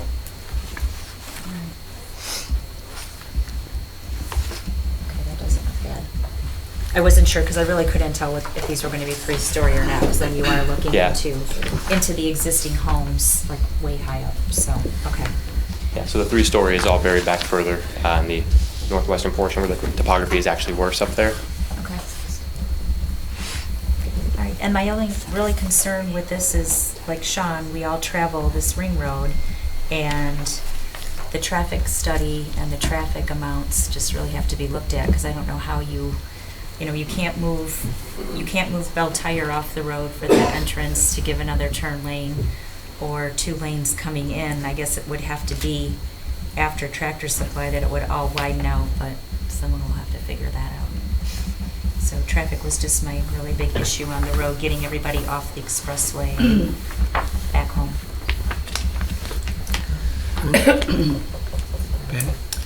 Well, I gave all my comments at the Planning Commission, which have been echoed here by my colleagues. But I know the struggle of this property, and I've been here a long time, and I know that they've brought in, Tony has been diligent in trying to develop this parcel. And you've seen a movie theater try to come here, which, I mean, for the residents, I'd much rather see this than that, but a movie theater, we thought we were getting a Target, we thought we were getting a Kohl's. That never happened. Again, probably better than automobile with the mechanical shop and the noises of the tools. I think this still would be a very good fit, and I think it really would help our walkable downtown community, which we think is between the 2 roundabouts. So I'm very much in favor of the project.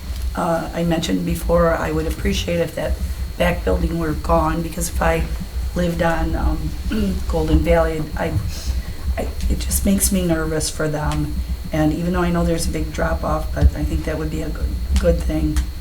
And I agree with everybody else. We're anxiously to look to how can you improve the roadway, because it's going to be somewhat of a problem, I think.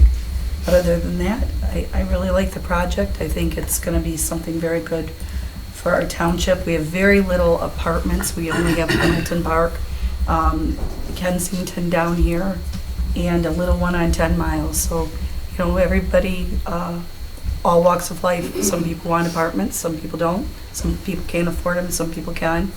You know, some people don't want to be homeowners. So it's a good project or product to bring to our community. So that's what I have to say. Okay, real quick question on the downslope you have there. It looks like you've got quite an area there that you could really do quite a buffer. I mean, you could probably really fill that with nice trees, or to really close that off from the existing homes. Is that something that you'd consider doing? I mean, it looks like you've got enough room to really make a large buffer through there. Yeah, we do have. How much room we have, John? I don't know what that is. What is that? What's It the looks like. difference in the green space for the buildings that come off of the sidewalk and run due north versus the green belt behind me at Kelly? Right, and that's what I'm talking about. You see where the 54 number is there? Yours is further away, Dino, I think. Yeah, According to this, I mean, you're pretty far. But let me run this, and then we'll get you involved, okay? I just don't want to yell back and forth, okay? But I'll get you up. You'll be able to talk.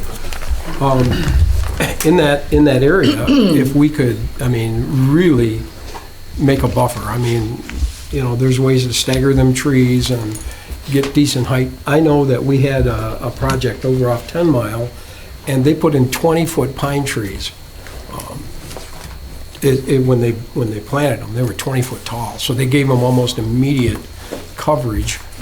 And I'd like to see something like that. I think that would be wonderful. Well, one thing that I want to say is that the board here, we talk about density a lot, and I agree with that. We want to try to keep in the density that we allow. But one thing that we always say is, boy, we got too much density on the outskirts. Let's get some density down in the town area, down where everybody wants to walk. We always say that. And I've even heard board members say, boy, if that project was closer to the downtown, that wouldn't be so bad. The density wouldn't be so bad. And we've all said that. And now we have a really high end. And I mean, by the looks of this project, this is a very high end. And I think we should be honored that you chose to come here. It looks like a project that anyone would love to live in. I mean, I talk to a lot of wealthier, older people, I'll say seniors, that have a lot of money. And they always say to me, why is it that we always have to buy places to live? We always have to go out, we have to buy these deeded, restricted places that are $500,000. We want a really nice place to live, but we don't know if we're going to live in Michigan. We may want to just rent a space that we really like to live in, and then we may end up in Arizona, or we may end up in Florida. So not everybody, I don't think everybody wants to pay $550,000 for an empty nester or a deeded restricted home. And I think this would take that population. Now, is there enough of them to fill something? What is your rent on these things? What is that? I have that number for you. So our average rent across our project is close to $1,800 a month. $1,800? Is that a 3-bedroom or a 1? No, so that's the overall mix between the 40% Okay, so 1 an bed, average. 50% 2 bed, 10% 3 bed. The rents usually range about $1,500, $1,800, and $2,200 with the bedrooms respectively. Those do change with the market slightly, but that is our target. Okay. Again, I don't know how many areas have projects like this. I don't know. You say you have none in Michigan. This might be the second if it comes across. I do agree if there's a way to help the people in Golden Valley. I mean, they have been there a long time. I'm not sure that they'd want to see a Target store with a high sign. I don't think they'd like that. So I think maybe the answer would be to heavily buffer that area with tall pine trees and just do the best job you possibly can there. I agree with the other thing. The traffic is a situation for us. And I think we are going to have to look at that. And I'm not sure how to fix that. But that is something that we have to look at. And I do agree about the building that's on the angle. I mean, is there a way to straighten that up? I mean, it would be... Yeah, that was to abide by the setbacks along Lion Center. There should be a way to straighten that building out a bit. Okay, other than that, I mean, I think it's a great project. I like the idea of having a trash compactor with no dumpsters on site. That's incredible. And having trash valets, that's a new concept. I mean, who is a trash valet? So I actually live at one of our properties, and it was awesome being able to just put the trash out at a certain time, and they sweep by and they just pick it up, and it's really no issue. And I almost never even noticed the compactor that was in the back of our site because I never go that way. And so to me, it was really a non-issue. It was landscaped in. It was quite nice. Okay. Well, John? Yeah, go ahead. Sorry, real Go quick. ahead, John. Brian, when you're looking at the traffic impact study, roundabouts move cars safely pretty well, but they don't move pedestrians very well. And so we're talking about a connection from this site to, right down Grand River, and that seems like it should be easy, but it's not going to be easy because the roundabout is not going to move pedestrians. So could the traffic study focus on what kind of enhancements will be required in order to safely move pedestrians through that roundabout? Sidewalks exist, but we've got a roundabout that's got more lights than Metro Airport, and we've got roundabouts that have none of those lights for people to cross. So it's going to need to be looked at and upgraded. We can certainly talk mid-block crossings or something like that if it needs to be as part of that. But yeah, unfortunately, just like 10 and Napier. Yeah. Well, right, yeah, the mid-block on the curve and everything. I don't know what the speed limit is. There's not a sign posted on that part of the ring road, but no one drives slow. It's 45. Is there a sign? No, but I that's didn't what it's think so. classified as. Okay. It's 25. 45. Okay, is there any other questions? Any other questions here on the board? Pedestrian-friendly speed limit. Right. And mid-block it's going to be like Frogger out there, mid-block crossings. I don't think the road commission would approve a mid-block crossing here. They might. Not at 45 miles an hour. No, they might modify the. They're going to have to the modify the existing there at roundabout. Grand River, yeah. Yeah, there's a whole lot We of, can look into that. there's a whole lot of stuff that's going to need to happen for people in cars. There is, and this to is, move area yeah, you're right. safely. Is there any other questions from the board on this project? Anybody? Anybody got anything else to add? Okay, I'd like to open it up to some of the residents. Come on up to the microphone, give your name and address, and give us our opinion. No, they said about the rug mat. Open me up here, I want you to pull that one frame up on the green space.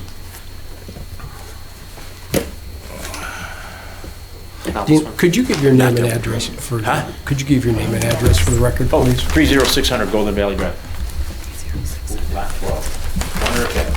Is this the exhibit? Yeah, that's, so my concern is Okay, could for you the address to residents the board here. too, and then we'll ask the questions. You know, What's we'd this like to green keep it space straight. but between here and here versus me back here at Kelly? It will be treated the same. We'll have a professional landscape architect put together the landscape plan that will come into the middle. I know it's not shown here, but we do completely do up on landscape all over the place. Yeah. And so there is a retaining wall, which I'll... Because that's what I do for a living, so I want to get something specific with some right plant material for us that are on that green space because we all enjoy the east sunshine. So I want to make some suggestions of plant material, Cleveland pears, hornbeams, larch, to where we have, you know, spring, summer, and late fall shade, but we all enjoy the east sunshine. So can we have some plant material that defoliates in the wintertime? Dino, It gives us our east sun. Yeah, address it to us. See what I'm saying? Okay, so the plant material schedule, but still though, nonetheless, this is 40 feet? I'm sorry, what is 40 feet? From where my lot is it 40 feet to that parking So let's space? say right here. You're saying, is this 40 feet to here? Yeah, that green So space. It's exactly, so if you take a look for reference, from here to this building is 106 feet. 106 feet. So Okay, if you so take that, I mean, I can that's give you the decent. numbers, but That's you're decent. So off about 200. so back to the schedule when we all enjoyed Bobby Langdon. There's a 10-foot gas easement behind me, right? And then there was supposed to be a 60-foot buffer. So is it presumably about 70 feet on the largest portion? He just said 200. Oh, that's good. It's well over 200 feet. 106? It's 106 at the southwest corner. Oh, okay. That's, the scale is a bit difficult to see on this plan, but it's 106 at the southwest corner. It's sizably more on the northwest corner compared to the sizes. 100 feet's decent. 100 feet's way decent. Oh, it's more because the buildings are... My other concern is with obviously the cost of these units, $1,500 to $1,800 to $2,200. Do we have a target income for the residency? For the people that live there, what's our target income? It's got to be more than 1,800 a month. Yeah, no, I'm saying, I mean, are we talking people that are in the $60,000 to $72,000 range? So typically in the calculation, it's about 3 times the monthly rent. Monthly rent, yeah. Is what qualifies to be able to. So the average median, like Feldman said on 950, 46.6. You know, okay. So that's one concern.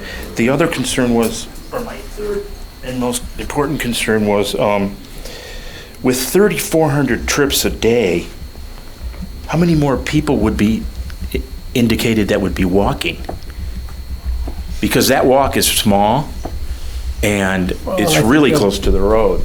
Well, I think all that'll be taken into consideration once you get to start figuring this out, right? I mean, I agree with you. You know, maybe the sidewalk should be wider, but that's all something you guys are going to have to figure out. You've got to do them studies. Yeah, John, well, I mean, Flex and Vanderbrink's going to do a full traffic study, but let's all kind of keep this in context. Yep. This is going to be way less than commercial.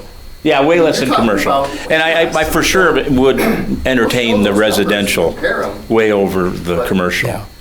You know, the idea of putting this here was specifically for them, because it's going to be a lot easier on the folks to the west.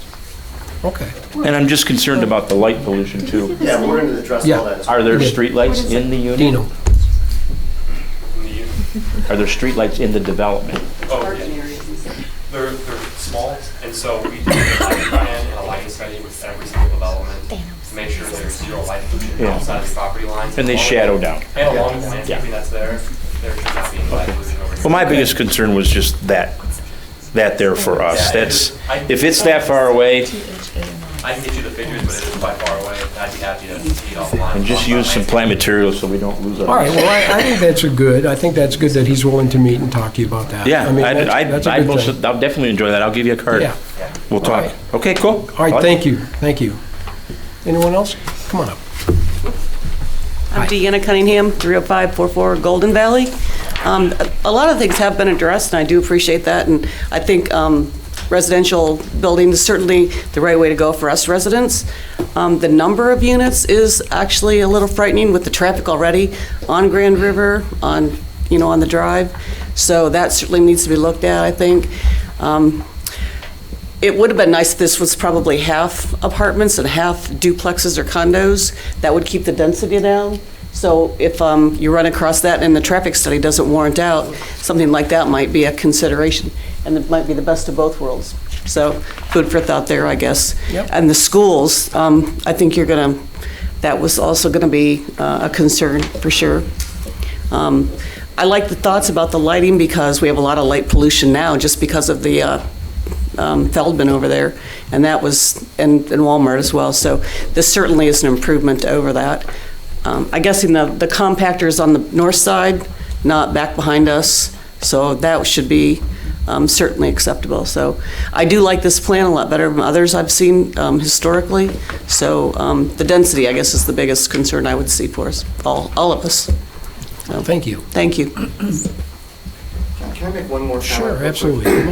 Just as it relates to density, I've been to enough of these meetings here where I know that that's kind of a swear word around here, so to speak. And while we're certainly open to massaging that and figuring all that out, we got similar comments from the Planning Commission, so we're going to take a look at that. But I would just want everyone to kind of keep an open mind as it relates to this walkability that we've all been talking about, because if there's ever going to be density, here's the place for it.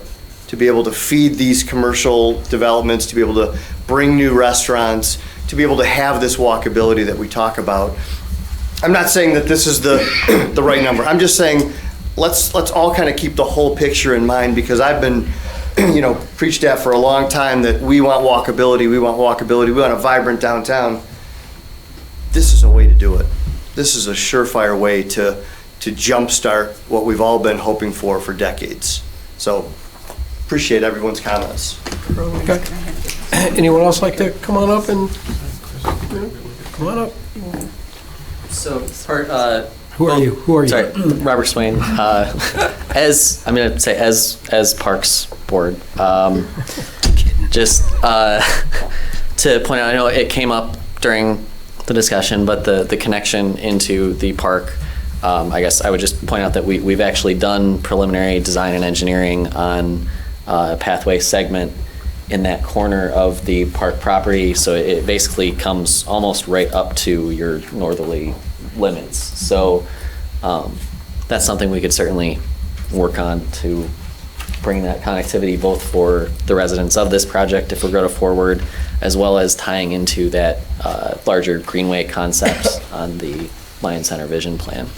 But okay, yeah. Well, do you think you have enough to go by to figure this thing out? Yes. Thank you all so much. All right, thank you so much. Thank you. Appreciate it.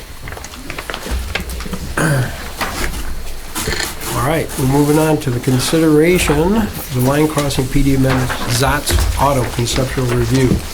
And you're going to kick that one off again, Brian? I will. Thank you, John.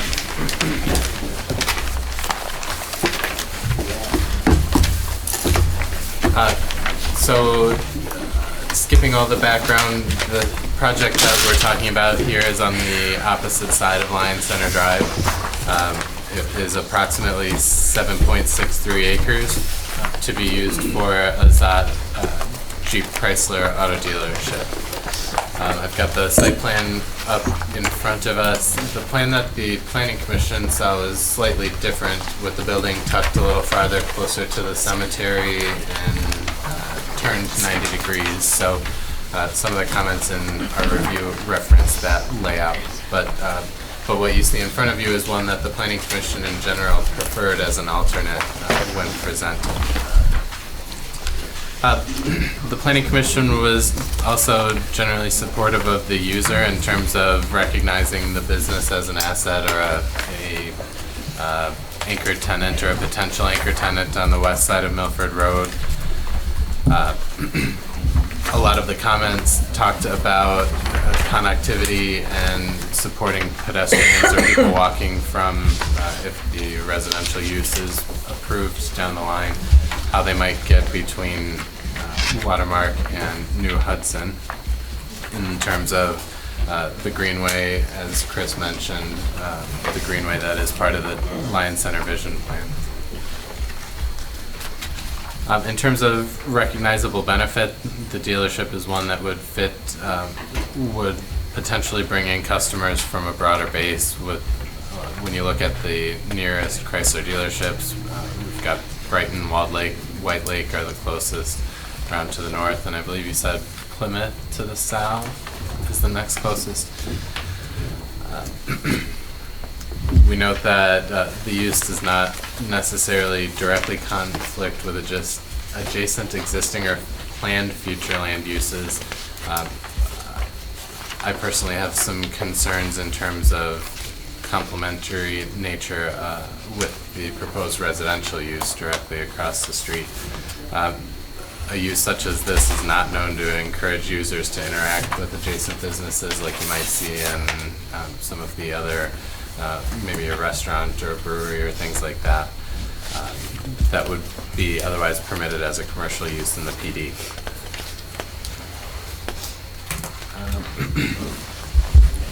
Again, this is a project we would suggest or anticipate be included in the traffic study. We note that the max vehicles that would be anticipated for a dealership of this size would be during the weekday and the evening hours at about 95 vehicles an hour. But all that would get fleshed out during the traffic study.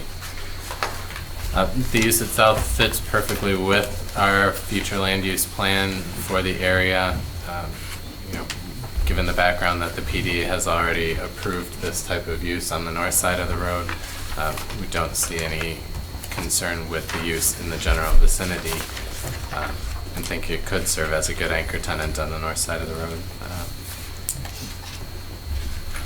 As with the residential development, we would anticipate that an economic impact study be prepared as part of the preliminary plans if this were to move forward.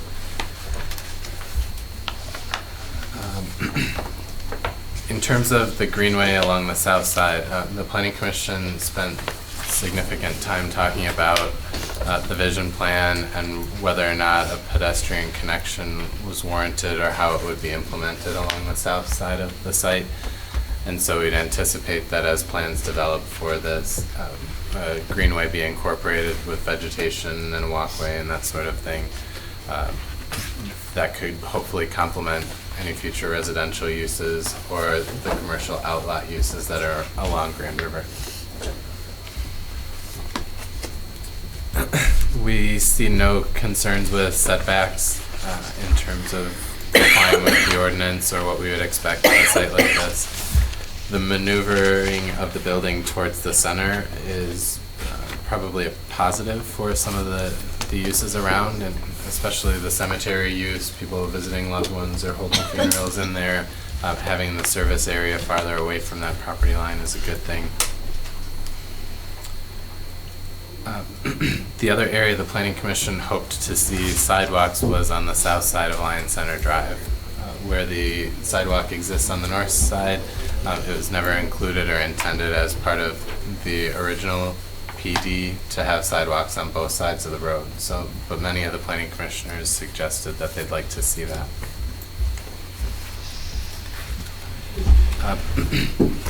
The structure in the middle of the site is generally positive. I'd actually prefer to see it up closer to the road even. Keep it in line with the Arby's and the Taco Bell that are along there would be good for keeping a continuous front. It would also allow to showcase some of the really interesting and good architectural details on the building rendering. I see an opportunity to have not only the building showcased, but the vehicles would be showcased better if everything was pushed up to the front a bit. And in that way, it would serve a dual function of pushing some of the parking lot inventory to the rear and getting rid of some of the parking lot feel that you might otherwise see from the road. The structure itself meets all of the architectural guidelines of the PD agreement in terms of lots of glass, high-quality materials, building facades that are not continuous for a long stretch of the way. One of the things that would have to be modified in terms of that architectural standard would be the bright colors. So you'll note that there's a bright orange shown on the facade, so if that were to be a sticking point, we'd amend the architectural guidelines while we're talking about the greater amendment. And similarly, there are some monument signs that are shown on the site plan that the sign guidelines in the PD do not allow for. So we'd have to consider the best way to accomplish signage if that were to be the case. Again, if the building were moved closer to the road, wall signage that is permitted in the PD could serve the function of some of those monument signs, so it might be a good trade-off there.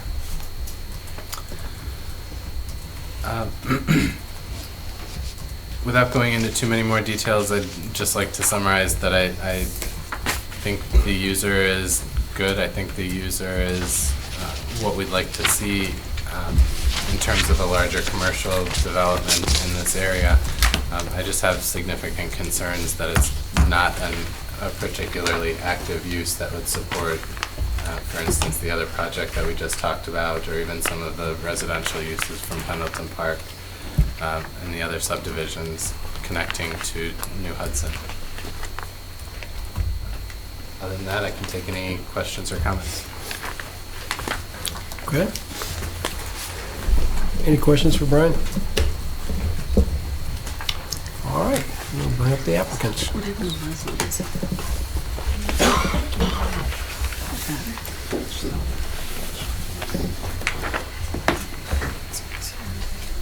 you have some?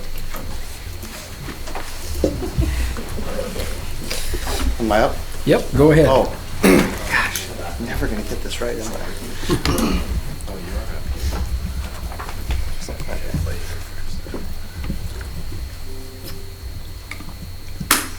Hey, we already seen that.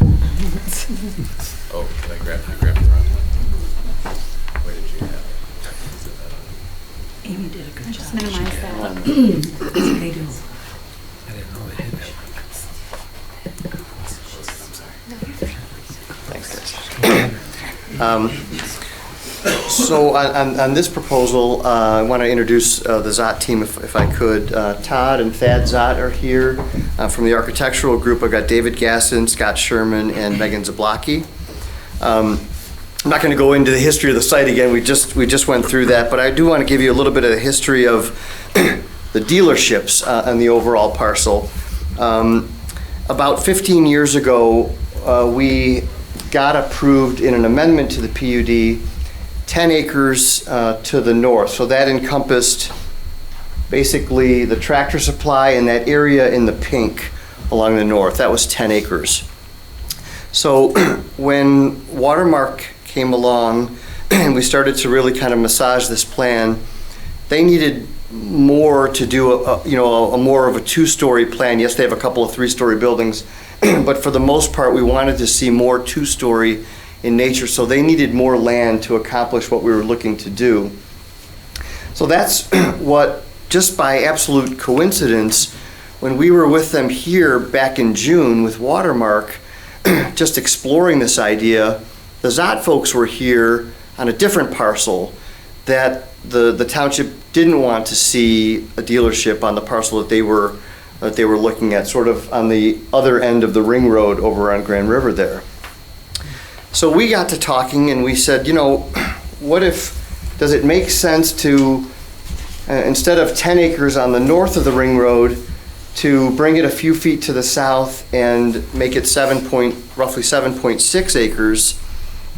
And so we started to kind of look into this, and the Feldman dealerships on the other side are about 12 acres, just for point of reference. And we also have the same kind of situation that we have north of the ring road. We have a very deep site in the middle of the property that we have not been able to get anybody interested in that deep of a piece of property. So the idea was to keep the 4 outlots along Grand River, to focus those as restaurants and more amenities.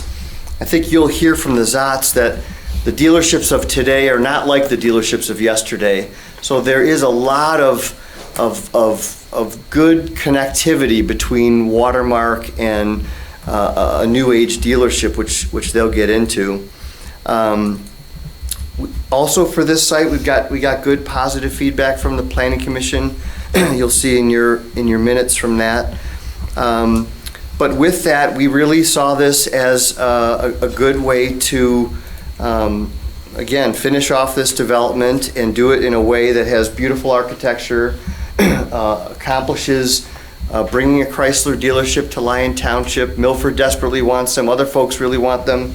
They want to be here. We think they're a good fit here. And what we're talking about really is just moving that 10 acres to 7.6. Again, just a few feet to the south. So with that, I'm going to ask Thad Zott to come up and introduce his company. Thanks, Tony. Good evening. Thanks for having us. We also have Jeff Schneider, who's one of our general managers of Zott Auto Group, with us. You may recognize him from the goofy TV commercials. But again, thanks for having us. I just want to, I guess, reiterate, like we did in the planning meeting, who we are and what we're all about. Tony mentioned, an old way of doing business and maybe a new way of doing business that I think will maybe open your perspective of what a dealership can bring to a community a little bit more. Again, I'm Thad Zott. Do I have to get an address or anything? No? Okay.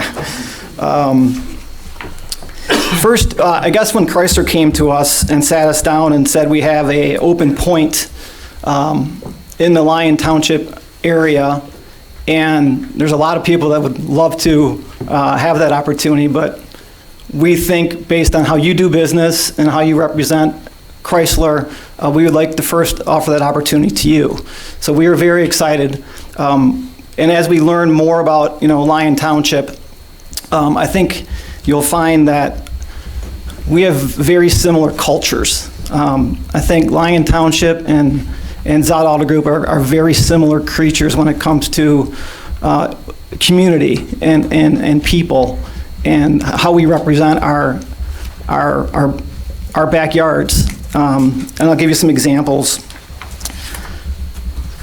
I like to say that, we like to say that we're not just a dealership. We don't just buy a dealership, plop it in the middle of the town, and start doing business. I mean, we really want to establish a relationship with the community, and we have proof of that in some of our other locations in White Lake and in Highland, Holly, and Waterford, that we really embrace the community in so many different facets. And we want to do the same thing in Lyon. And I think that as we've spent more time together, and I think as we spend more time together, you'll see the value that we bring to the table.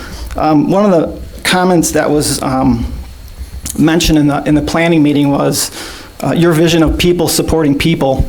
And I think that's exactly what we do from a business perspective. When it comes to festivals, when it comes to parades, when it comes to community events, when it comes to servicing customers, I think we very much embrace all of those things and have proof of that. We have an incredible relationship with our community, in particular in Highland and White Lake, and you may know some people up there. If you do, I encourage you to, ask about our resume, because we're very proud of it. And we have an incredible working relationship with the school district of Huron Valley Schools, and have for 17 years. You may or may not know that both Milford High School and Lakeland High School's athletic fields are named after our group because of our relationship. We've earned many awards from them as well. And I don't want to come up here like braggadocious, because it's not the demeanor I want to portray or we want to portray. But I think we just want you to understand the value that we bring is more than just a business.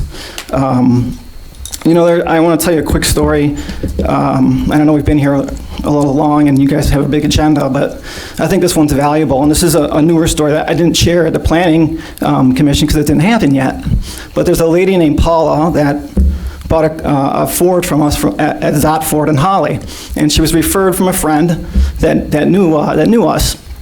And she didn't like to make that drive from where she was located to Zott Ford, because it's in Holly, it's a little far, about 45 minutes. But we worked a deal over the phone with her, traded a lot of information via text. She picked out a car online. We delivered it to her house. We signed up the paperwork on her kitchen table. We picked up her vehicle. There was a lease turn-in, and we brought it back to Holly, and she never even had to visit the store. Well, in the middle of January, she went out to her car, and she opened the door, and when she shut it, the lock was frozen. It went lock, so her door went shut. Her mom just died, and she had to meet with a lawyer regarding that day, and they were also clearing out some of her things from her apartment, and she was in a panic. So she texted our salesperson, and Stacy Bright is her name, and Stacy said, I'll help you facilitate a tow truck immediately. And we got that right over to her house, but she's still without a car. And so Stacy texted her back and said, hey, look, we have a driver here. We're gonna send him over there with a car, and we're gonna get you to your appointment. And she's like, well, it's in Troy, which was about 45 minutes. And she said, no problem. Well, you got your driver, tell him where to go. So we sent him over there, picked her up, took her to the appointment. He waited for her for about 40 minutes until she finished. And on the way home, she's like, I have all these things to do with my daughter. We have to get her passport, and on and on and on. She had to make about 3 stops. So she texted Stacy, and she said, and I'm sorry for the long story, but it just kind of summarizes who we are. She texts Stacy and says, I got to make 2 more stops. Can I keep my driver? And Stacy said, let me check. And we said, no problem. Keep him as long as you need to. He doesn't have anything to do right now. So I believe she made 3 more stops. And I wanted to bring the video to show her story, but it looks like an advertisement for us, and we literally did not ask her to put this up, but it's on Facebook, and it's about a 5-minute video about all the things that happened. And then we got her car fixed and sent the driver back to Holly, pick up her car, had someone follow her back, dropped it back off at her house, and then she was finally going to clear out her mom's things for that evening. But on the way back, our salesperson and our sales manager decided, because her mom just passed away, that it would be nice to buy her some flowers. And that's kind of how we capped it off, with her car delivery to her house, fixed, with a bouquet of flowers. And again, I don't want to come off braggadocious, but that's who we are, and that's what we do. And it's more than a business, it's a relationship with the community. And as for our watermark, wow. The pictures are just beautiful of that place, and you should be very proud that they want to come to your town. To us, that is an incredible opportunity to build a relationship on such a new level of way of doing business. They like to get their garbage picked up outside their door. How about if we run over and grab your car and change your oil? You don't even have to come over to us. But if you do want to come over to us, we do have 4 or 5 massage chairs that are in a customer waiting room where you can use the massage chair if you like while you're waiting for your oil change, which we have at all of our locations, by the way. And it's funny because we have a quick oil change center at all of our locations, but when people come in the massage chairs and their cars are done, it's kind of funny, they don't want to leave yet. But again, that's the culture that we've created, and that's the atmosphere we like to create. And I could go on and on about our community events and how we embrace like Huron Valley Chamber of Commerce, and how we're on the golf committee board, and all the things that we do. But I think you're getting the vibe of who we are, which is really what I wanted to establish tonight. I see us in Watermark every day utilizing each other's services, because we will bend over backwards and provide VIP service for that entire complex, along with many people right here in the community, because that's just how we do business. We will probably have eventually 75 employees there. Some of our best friends at some of our other dealerships, as far as business relationships go, are restaurant owners. Jim Christopher from White Lake, he's got a Leo's Coney Island in White Lake. He's got a Leo's Coney Island in Waterford as well. Leah Nicholas from Highland House, Baker, I think he's got a place right here as well in Lyon Township, the hotel. But we've gotten to be great friends with all these people because we give them so much business. 75 people that want to eat all the time, but also, we have a service shop that has people coming in to get their cars fixed, and, they want to go kill an hour. So they may go grab something to eat, and so we're constantly sending people to restaurants. And I guess where I'm going with this is, I know sometimes you get a vision of, kind of what you wanted it to be 20 years ago, but the dealership business has changed too. And I think if we get an opportunity to develop here, those 4 open areas will fill up quickly. I mean, restaurants love dealerships because we constantly just feed them business all day long. So I think that's some other things that maybe you didn't think about that bring value to the table as well. So, I mean, really in summary, I just want to say that I think if you give us the opportunity to come here, and we are very excited to come here, and Chrysler's very excited to come here, I think you'll find that it's not just a business that you're given the opportunity to help grow the region, but I think you'll find that, you have a new friend in the community. So with that, we'll take some questions. Okay, thank you for that. That was great. I'm sorry, our engineer, David, is going to come up and go over some of the lot layout. Okay. Good evening, everyone. I'm David Gasson with Partners in Architecture, and I'm going to go over the site plan a little bit, but Tony and Thad gave you a pretty good overview of what we're hoping to do in the big picture. And I'll cover the site plan a little bit. There we go.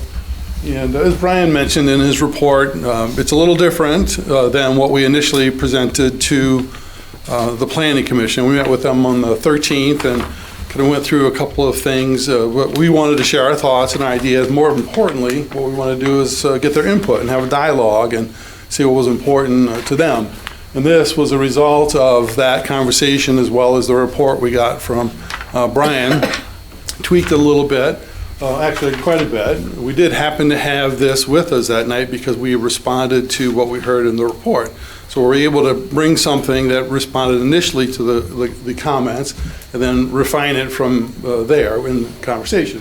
As Brian mentioned, it was down and to the right and to the east, and this moved it to the forefront. I think what it initially did was gives it a better presentation to Lyon Drive or Center Drive.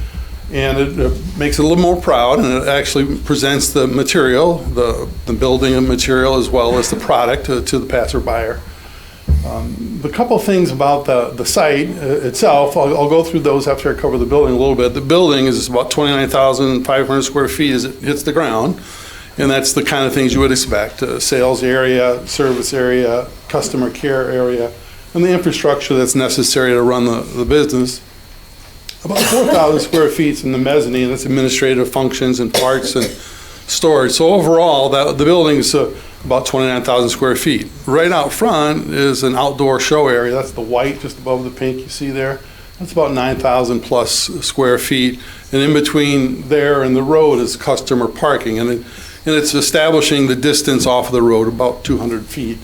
Although, as Brian mentioned, maybe it could be, in his opinion, a little better if it were closer. But I think that gives you a good comfort level, and I think it'll get refined as we go into preliminary, but this is where we are with it. In the parking arrangement is what you'd expect in a car dealership. The front, as I mentioned, is the client or customer area, and there's a little show area up right on the road.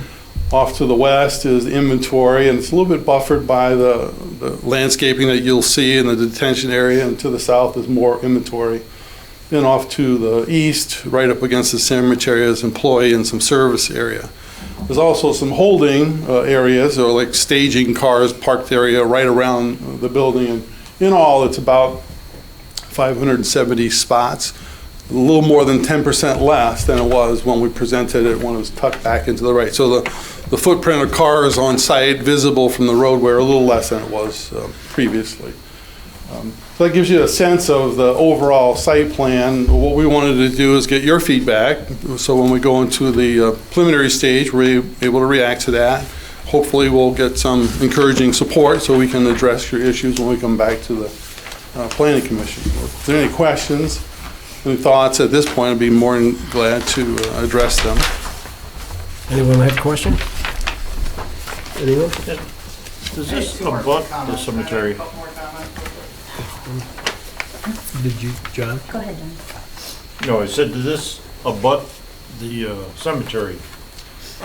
Off to the east is the properties adjoining where the parking is, which, let me see if I could put the mouse onto it.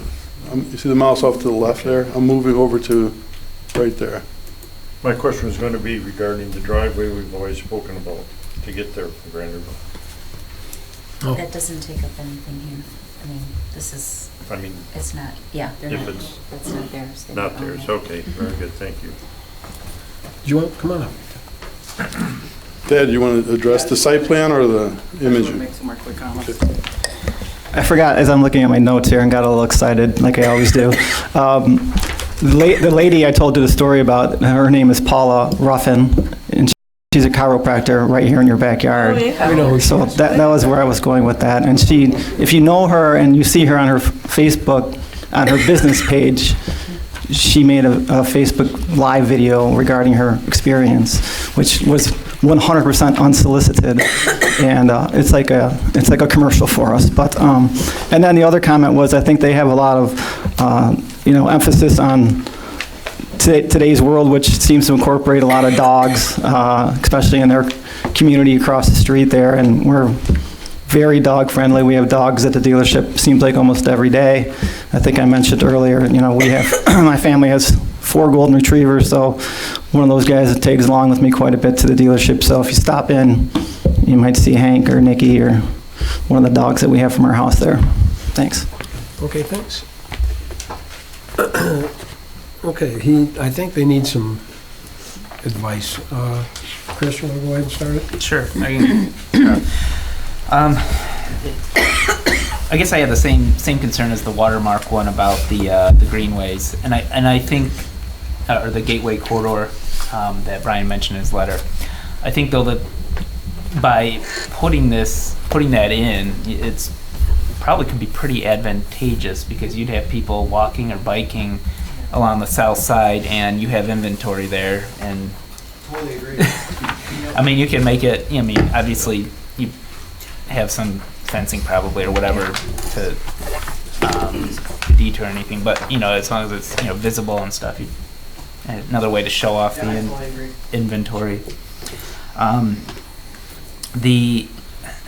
I see dealerships, I always think about it looks like one big parking lot, and I guess I'm not sure how that fits in with the PD's regulations in terms of impervious lot coverage, and if there's anything that can be done to kind of even break that up. I see a few little islands in there, and at the end of some of those parking bays for the inventory, but I don't know, maybe the greenways can kind of help offset that. And I guess overall, to still kind of echo Brian's letter, is, first seeing this, it's not the use I would probably prefer in this spot. I don't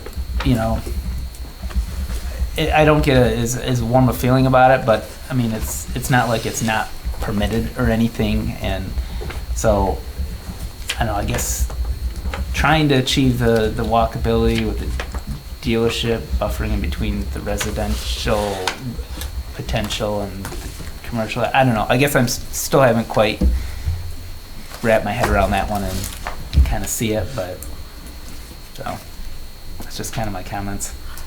Okay, thank you. Sean? I'll agree with Brian's comments, and again, I think having a pedestrian corridor through there, like we talked about, is going to be important. I think the sidewalk that was mentioned on the south side of the ring road is going to be important as well. One thing that was not covered, we didn't hear from Leslie on this one or on the last one, but there are some stormwater questions. That both of these projects are going to require more stormwater. I mean, this almost entire site is impervious, so I don't know where that's going to go. Do you have plans for? Well, let me give you a little background on that. Since we wrote our letter, that's based on the township records, but then the Watermark design engineer, who isn't here right now, contacted us and said that they found that it might meet today's standards. So they're gonna have to go through that due diligence during the preliminary, and they might end up, if additional volume is necessary, they may choose to do underground detention, which we typically see in more downtown environments, where it's just Okay. basically a pipe under a parking lot to Yeah, I make mean, up your storage. The DDA area has stormwater issues, so I just, you know, some They'll have areas to- do, so I didn't want, pardon? Yeah, they'll have to meet today's Yeah, standards. I just wanted to bring that up because we didn't talk about it. I don't know, you know, I think Chris, to your point too, I mean, maybe there's some more interior landscaping, some more islands that are, you know, an expansion of some of these islands, especially around the perimeter, which would help kind of cut down on some of that impervious surface and kind of break up the view into the site. I think that some of like the displays out by the road, I think Brian mentioned that. I'd certainly, if this is going to be the use, certainly like to put some focus. I see something that says Jeep Mountain and Jeep Hill, and I mean, that kind of stuff I think is pretty cool and is, you know, I know it's kind of a neat feature that's where's it? Jeep Totem too. I'm curious to see what that is, but I mean, I think this is maybe one of the brands that when I think of cars, you know, there's really an opportunity to do something with this that's attractive and kind of different. So it could be neat. You know, there are homeowners that are going to be on the other side of the big kind of area where the greenway is going to be, kind of the rest of the undeveloped property to the south of this. So I guess I just want to take a look at how the lighting will impact them. I mean, someone talked about another dealership not too far away having really bright lights. I guess I'd prefer to see more light poles that are just shorter rather than gigantic, tall, super high, super bright, you know, kind of low lighting. You know, we're not getting into those specific details yet, but I mean, I think it's worth, you know, mentioning. Technology really plays in that favor where, you know, data control, zero, you know. And you're shutting half of them off and things like that because you're not open anymore and it's just security. You can dim them right to 10%. Right. Sometimes you have a remote control where you can control it, but you can make Right. it automated where certain times it comes down many levels. And we certainly want to be a friend of the community and you, so we're flexible on all those areas. Yeah, and the other thing I was going to mention is some noise. I mean, don't most service departments, they're not open till 9. You may be open till 9 on a couple nights, but they close, like, they're more of a 9 to 5 type or 7 to 5 operation, so no one's going to hear Normally impact. 6, but we have a couple days we're open 7:30 just for people that requested, you know, later pickup because of their schedules are crazy. Okay. So Mondays and Thursdays will probably be more like a 7:30. So I guess I'd just be concerned about just some of the noise impacts because it's just going to carry across. Because there are still homeowners on the south side of Grand River that, you know, will be further away, but that noise, you know, is going to travel. So I don't know how you can. I mean, if the doors are closed on the building, then that's going to help keep some of the sound in. I don't know if Generally, you know, after 6 it's more pickup than it is work because the techs want to get out of there because they've been there since 6 o'clock in the morning. So, you know, it's usually a pickup time period. Okay. And that's it. I was just landscaping the perimeter a little bit to kind of break up. I mean, car dealerships are big parking lots. That's what they do. They park a bunch of cars there, and it's, you know, but breaking up that view shed into the site, I think, is going to be important. And I think so. Adding some strips of, you know, thoughtfully placed landscaping around the perimeter will help. You know, again, cut down on the stormwater runoff and also, you know, make it look more appealing from maybe all angles. So. That's all I have at the moment. Okay. John? Go ahead. I'm kind of torn on those, the 4 outlets, maybe Tony can tell me. What, I can't visualize the size of those. Could you put a Panera Bread and have enough parking? Oh yeah, they're about 1.3 acres each. Okay. They're good size. That's big. Okay. They're good size, and we can retain the flexibility of, you know, moving them all the way up to the road if we want, parking them back, or parking all around. I mean, we haven't even looked at that. We don't have a user for it yet, but I think they're good sized lots. I agree with all the concerns expressed about the fact that it's right across from that, you know, an apartment building. That there is noise associated with dealerships. Impact wrenches and hammers, and you do want to put a bump shop on there eventually, although it's not planned right now, but I see you have a space for the bump shop. Future. In the future. Yeah. Those aren't quiet either.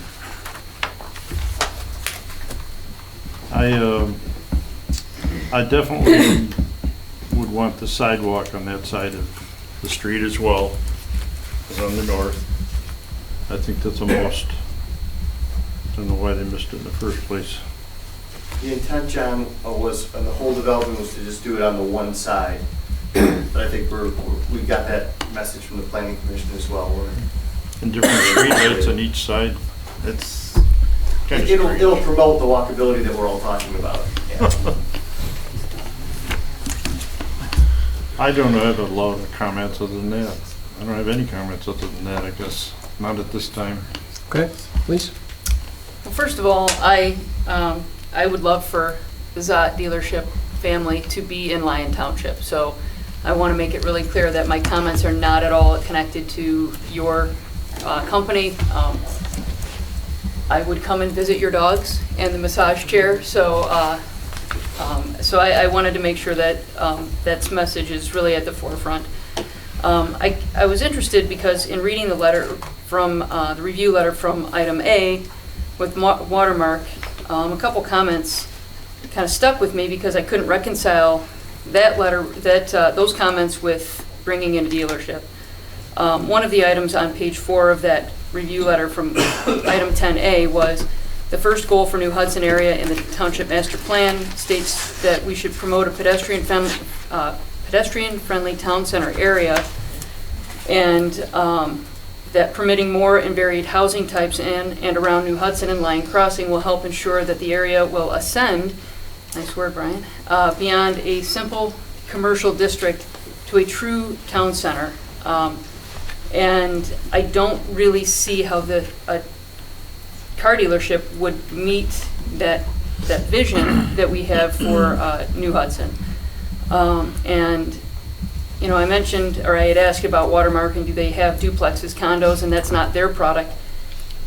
I don't know if duplexes and condos would be an appropriate use at this particular location. I don't know if that is the case or not. It's something that I think could warrant a discussion, but I really do not see, I don't see a car dealership really fitting in that, especially one of the comments that you had made was, you know, bringing a vibrant downtown with restaurants. I don't necessarily see that as the case for a car dealership. So as much as I would like to see this particular business in Lyon Township, I don't necessarily feel like this is the appropriate location.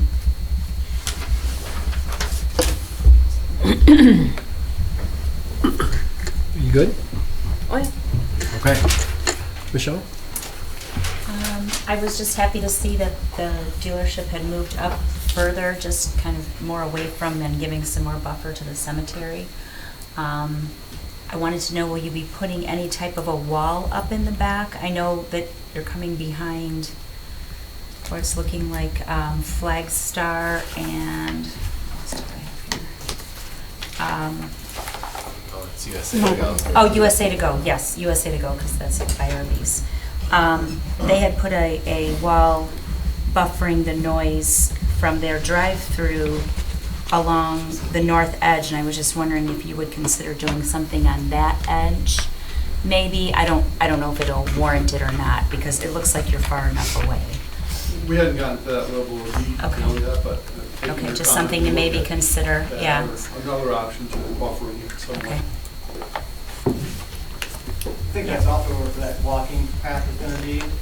Probably thinking about the same side of the lot that we're talking about. The cemetery is in the southeast corner. This is the cemetery. And south, yep, keep going, all the way, So you're yep. talking about a wall, I just want to understand where you're talking about a wall, just so I know. Above for the cemetery? Right now, there's a row of two sets of tree rows. Right, that and are- there is quite a drop off on that end also. So I was just wondering how that's gonna look once that's kind of cleaned out over there. If you'll leave all those trees or put in some better trees. I mean, you can go out, go walk it. Go check it out. Over there, and then when we can go over there, we definitely want to team up with you guys and make, address as many concerns as we possibly can and make this a mutually win-win, right? We want you to be excited about it, and we want to be excited about it, so I guess once we get to that next step, we're going to be doing a lot of listening. Yep. Patty? I think you last, because I know you already talked to I know. I've already addressed my comments in the planning commission, but it's not exactly what I would have loved to seen there either, but being that we've gone through 20 years, I'm happy to see it come. I really am. I know people will probably be mad, but you have to understand there's not much more that can come. And I think the building is absolutely beautiful, and I really hope that you make sure that it can be seen. That was my big thing. Like, don't tuck it away. It's a beautiful building. You should be so proud of it, and I would like people to see it because it's a beautiful architectural building and design. I really like it. I actually like the orange. We went over everything with the sidewalk, the greenway belt, Michelle's comments, there's a cemetery there, lighting, all the same things that my colleagues already have mentioned. And I love Chrysler, which I drive, but it would be nice to have that. And I think you would be great at, to our community, which is really important. Sometimes those are worth more than taxes, because you can do so much for people that we will never know. It doesn't matter. It's that you're going to be good to them, and I believe that. And I think it's not perfect, but I think it's doable. Okay, thanks. Okay, I have to go back to the problem with the piece of ground, okay? I know everybody would like to see restaurants, and they would like to see boutiques, and who wouldn't, okay? We've tried to sell them lots, I know Tony has for years, but the depth of the property doesn't allow that.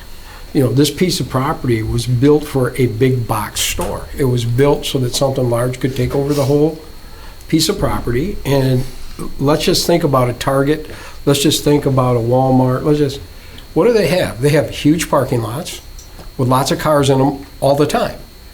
And by the way, they're not new cars, are they? They're all very old cars generally, and these are all going to be fairly new vehicles. I think the building is gorgeous. I can't really dictate on who's going to be there. I know I hear a lot of comments on the board tonight about Watermark. What does Watermark think about it? Well, they must not think too badly about it because they're building at the same time. They know that you're pitching for the property, so they know if they build that piece of property, you're going to be there possibly. So, and it doesn't slow them down. So I don't think they look at it as a deterrent to their piece. Again, is it something that we'd want in a walkable downtown? Maybe not. But if I look at this and I look at a big box store, which is the only other alternative because of the size of the piece of property, you're not going to put driveways through it. You're not going to build things on both sides. So I come to the part of it and I go, do I want to look at a field with fences in it on high grass or a beautiful building like this with brand new cars? And I come to the conclusion that you have the right to sell your property. These are who comes to look at it, and I think we could have done a whole lot worse than the people you've brought here. I mean, these are unbelievable people on both sides. And I think that we as a township should be super honored that they want to settle in our township. And by the way, they're settling in places of the township that are old fields, big dirt hills. And we've talked so much about a walkable downtown and how to get people down here. And I'm going to say it again, we always talk density, move density downtown. Well, now we're moving it downtown. And I think it's all good. And that's just there's a lot of comments here, and I think if you write them down and you take them serious and you come back and you make some improvements to things that maybe make others happy, I think something that is doable. And that's just my thought. Does anyone in the audience like to come up and say anything? I mean, this is the time to come on up and talk if you like. I like to let others get involved, maybe somebody that lives close. No, you can't. Go sit down. You offered, John. Okay. So this time I'll say 3005 Cherry Lane. So a couple things. First, like Lisa said, I'm a Jeep person, so I like the product, and from what I've seen of the other community presence, it seems like a good particular user. If it were to be this site, I would re-echo the concerns about the lighting. Typically, dealership, whatever. I'm one of those people on the south side of Grand River residentially, and so that would be something I would pay attention to more so than the sound, even personally. But and as well as again the greenway connections. I know on here the site plan here is showing that you've got just a drive on the southern edge that presumably would be also access to your other outlots, but the vision plan again had that area as greenway, and perhaps they can both run through there. A little bit of shuffling. Again, I know that's a little further down the road, but throwing it out there now. And I guess just more of a question perhaps of why we wound up with this site, in the sense that I know there are territorial limit reasons. I'm curious if you could share what those are. Like, what are your boundaries of where you could locate in Lyon Township to know kind of, okay, well, why is this the best site of what was possible? I know it's been talked about of, well, what else could go here that hasn't already moved here?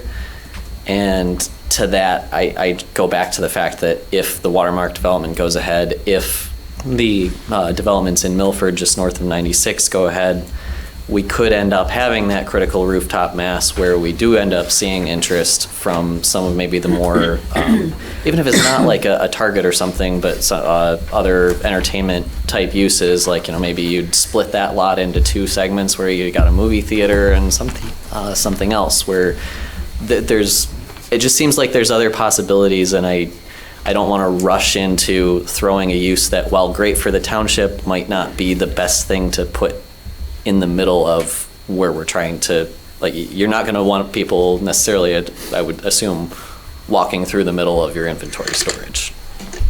So, okay. That's... Yeah. All right. Anyone else like to add anything? You have enough to go by? Thank you all very much. Appreciate the feedback. Come on up. One more. Oh, sorry. Bronco Mitkowski, 29817 Pine Tree Drive. I have no concerns with the dealership, or I have nothing against the dealership, but I know we talk a lot about having a walkable downtown. The Grand River corridor seems a little more walkable, but I look at it and I think, I used to work in Plymouth. My brother lives in Northville. They have a great walkable. They have a lot of small shops. And I realize this lot doesn't really condone that well, but I think you have a better chance with smaller businesses versus a gigantic business in there, because no one's really going to want to walk through a dealership or past the dealership. And even on the ring road, like in front of Lowe's, there's not a ton to really walk over there. People are going to drive over there to eat dinner, and that's about it. On the Grand River corridor, great. You have the small strip mall. You have a couple of places on the south side, a couple places on the north side. It's a lot. It feels more homey and walkable versus this corner, which even south of there, it's more apartments and empty on the east side. when you go towards Pontiac Trail, between Pontiac Trail and Grand River. It just seems to make it more walkable, maybe get something that is smaller in size where people have a reason to go there versus just one and done.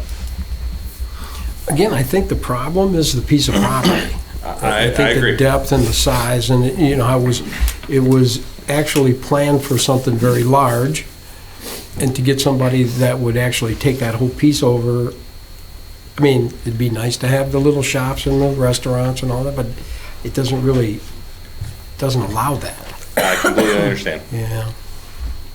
Well, thank you, Marco. Okay. Can I answer, John? Nope. I'm Todd Zuck, Tad's brother. I just want to address a little bit what Lee said and John about, is this the best spot? We came here in July? How long ago was that? June. June? Was it that long ago already? On another piece that was in the gateway. It was actually on one of the roundabouts on the east side of town, and wanted to take a look at a property we felt would work really well. And we've done a lot of talking with Patty and Tina and others in looking what are the possibilities in this township. Our window of opportunity with the restrictions from the state laws and Chrysler's franchising is very narrow along I-96 and Milford Road. It can't go much further away from that. So we looked at the whole map with the planning department and everything else, and this was really the only area that was available in zone for dealership, albeit on the other side of the street, and a little bit smaller than the 10 acres we would have liked to have had. So just a little bit more history from June, and we've tried. But we are very excited about this property. We're very excited about the Watermark development. We're very excited about connecting Watermark, agreed, down that now road through a pathway into the downtown area. I think that'll be great for us. It'd be great for the township. It'd be great to develop the restaurants so Tony can sell out the lots. And we'll be able to make it work. Well, it's got to be a win-win for everybody, and that's what we intend to do. Thank you. Thanks a lot. Okay. Thank you all so much for the feedback. Thank you. Appreciate it. One more for Shirley. Oh, come on up, Shirley. Come on up, come on up. Where is parking for these restaurants? They'll be on their own On property. their own property, the 4 outlets. There's four. You can't see them on That's this not map. Grand River, Shirley. That's not Grand River. That's just the parcel. Can you back that up? Back that up or Not you. She's back up. right there. See those 4 orange outlots? Those would be where they would sit. Those are just conceptual in nature. Where are you putting the cars? I'm not walking all around. I'm not walking all around the dealership just to get to the restaurant. No, they're coming off of Grand River. They'll have their own parking spaces for each restaurant, those, Yeah, there's when they come. per restaurant. Per spot. Okay, I see what's Grand River. And The those orange. restaurants Show her. face that. Shirley, Sure. if you look up here, you look at the size of these parcels where we already have restaurants up here, like Kensington Grill and Applebee's, you can see that these are actually smaller than these. Those 4. So they fit. Those folks all have their own individual parking, and these will too. So these are actually bigger parcels than these parcels right here. I'm going to trust you this once. And also, just so you know, those 4 lots could turn into 5. I mean, it just depends on the size of each restaurant, for example. We'd start from the west and go to the east type of thing. Now I'm going to say thank you. Thank you. Thank you. Thank you for your feedback. Thank you. Okay. All right, let's move on. Consideration of new development district after this. Yeah, I want to get him and then we'll take a break. Okay. Consideration of a new development district DDA liquor license for Teresita Mexican Grill. And I think Tina wanted to talk about that. And you ready to get it? I'd like to refer to the letter that I had provided in the packet dated January 28th. This is for Teresita Mexican Grill. It is located at 56310 Grand River in the downtown Edge sub-area. They currently occupy roughly 4,000 square feet in the new Hudson Pharmacy Plaza. Just for some background, on April 6th of 2015, at a regular meeting, the Township Board took into consideration a request by the applicant for a Class C quota liquor license. But at that time, it was denied because we only had one license remaining, and I know the Township Board was taking strong consideration into who would be receiving that license at that time. After the denial, the applicant then went to seek a license through the escrow program with the Michigan Liquor Control. How that worked was, on multiple times, he sent out numerous letters to folks that are listed as having licenses in escrow in Oakland County, and then he made attempts to reach out to them to see if they would be willing to sell the licenses to him. He did not get a very good response. In 2017, 2018, he also made some attempts to try to reach out to some other licenses that were also held in escrow. And what he was finding is licenses can be very competitive, and because they are treated like a commodity, sometimes the cost for each license could exceed $80,000, which can be very cost prohibitive for a small independent business owner. The applicant then came back in August of 2018, and he was seeking a resort license. And we were told that pretty much any business that's located in the state of Michigan is considered a resort because of our tourism state. And he consulted and said that, found out that he was eligible for that. So he went ahead and acquired some adjacent property or an adjacent suite in an effort to meet the minimum requirement of 100 seats. Unfortunately, when he went through the health department, they had some concerns about increasing the number of seats, also issuing an alcohol license with the additional seats, and they had concerns about the older septic system that was located on the site. And so that request was denied. Because it was denied, then he couldn't meet that requirement, and so he had to withdraw his request for a resort license. In the meantime, the township had already issued its last remaining license to Novella's Pizza. The good news about issuing your last remaining license is that it also makes folks eligible to apply for a development license. And so that is what the applicant is looking to do. It does not require, it doesn't affect our quota system because we've already given away all of our quota licenses. And it will be the type of license that, if issued by the Michigan Liquor Control, it's actually tied to the property, and it can only stay with that property, so the business can use the license, and if they happen to go out of business, it can either be returned back to the state, or the township board could issue the license to the same property for a different type of user. The good news is the applicant has met many of the requirements that are needed to get a redevelopment license. You have to have a seating capacity of at least 25 people. You have to have spent at least $75,000 in investment in your property. And you'll see in the packet too that the applicant actually has spent $90,000. You also have to show that there's been a private and public investment in real and personal property in the district that was at least $200,000. Our affidavit from the Equalization Department with Oakland County has us at $280 million, so we meet that requirement. And also, he needs to provide an affidavit to the Michigan Liquor Control stating that he has made numerous attempts to try to secure a license through escrow. The process then for us this evening is the applicant would need to secure from the Township Board a letter of agreement that he can move forward. It would be a resolution. And then he would take that information along with all of his other supporting documentation and present that to the Michigan Liquor Control, and would pay $20,000 for a license if they were to issue that license. The applicant is here tonight, Mr. Rudolfo Sanchez. So if you have any questions, either he or I can answer them. So we're just looking, what are you looking for? Just It's right. He can't move forward without approval from the local government.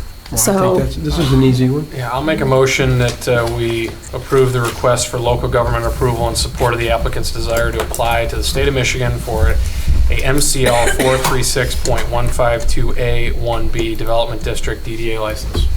I will support. All those in favor say aye. Aye. Opposed? Thank you. All right, I'd like to take a 5-minute break. Everybody okay with that? No? Yes. Okay, let's take 5 minutes real quick, sorry. Yes. Like that, I can take a break. I don't think anyone can last any longer. If we can turn it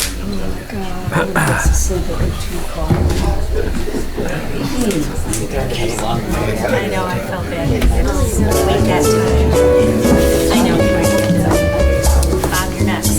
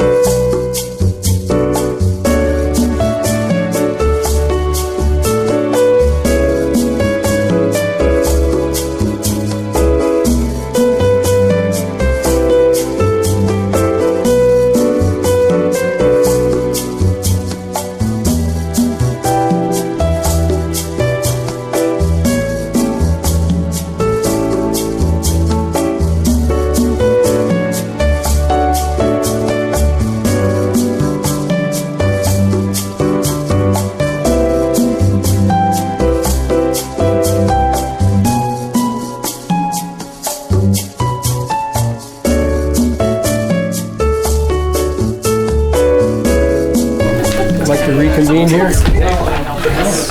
Hello, everyone. Back in order. Okay, we're going to go on to D, the informal request to consider development plan for the Lyon Professional Center. I like it's informal. I like that. Yes. All right, we're going to have a kickoff. Brian, you want to kick it off? I'm just going to give them give you a brief overview of why this is in front of you rather than the Planning Commission, because I think it's important. So, several years ago, a site plan was presented on the site directly west of us here. Mr. Langen is here tonight, and this is for a professional office building. And the project was going to get picked back up at the end of 2019, and a suggestion was made that maybe both the owner and the township could benefit by a shared parking concept. And so that's what you see in front of you. The shared parking that would be proposed on the site plan, you have the actual property is outlined, and that shows some of the parking on the north side, which is actually part of the park property. That's to the north here. In addition, during this kind of conceptual phase, the driveway to this facility would actually come off of our West Township driveway here. And so before this goes to Planning Commission and before the plan is more fully fledged out, I thought it was important for the Township Board to comment on really two things: whether you have any issues or concerns with accessing a facility like this off of the Township's drive. One of the reasons being we're not quite sure how the county would respond to a second driveway so close to ours in terms of how it would drive development there. But then also the other is a shared parking agreement of some sort that we may have to be a party to. The property is owned by Republic, and Mr. Langen has talked with them, but we are related in that we have a use agreement going with Republic for the park properties. So that's why it's here. It will end up going to the Planning Commission eventually regardless, so we'll work through ordinance compliance issues at that point.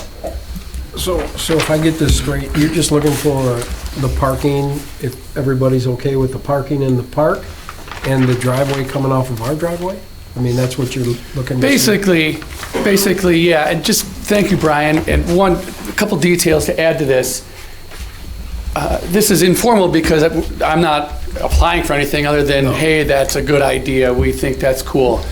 Because if that wasn't appealing to the township, my other option would be to develop the property the way it was approved back in whenever, probably when the other one, 20 years ago, 15 years ago, which would result in a curb cut off of Grand River, really closer to the residential driveway to the west of the site. It's still a conflict though. But so if I were to contain all of my parking and circulation within the site, the building would be the same size. It's just that with this added parking, I can now lease to medical users. And that was really what the driver was because Lyon Township is an underserved community for medical. So the added parking, the benefit to me would be that I can lease to medical. I think that's the benefit to the township as well. And the benefit to the township is also this notion of circulation throughout the park and overflow parking for any non-business hour events like city council or township board meetings or planning commission meetings or festivals or whatever the case may be. I did contact the folks at Republic Waste who liked the concept, and they were behind a well-drafted cross-use easement between all of the parties. So, yeah, just before we spend any significant resources, we wanted to get a sense of whether we're on track or absolutely missing the boat. I appreciate that. I look at it this way. I think it makes sense to do it that way. I don't have a problem with that. Go ahead and talk. I mean, Anybody? Go ahead, I mean, Sean. we would obviously have to get like a use and maintenance agreement. 100%. For our driveway. You're, that seems like a lot of, I don't know, how many stories is this? 1 story.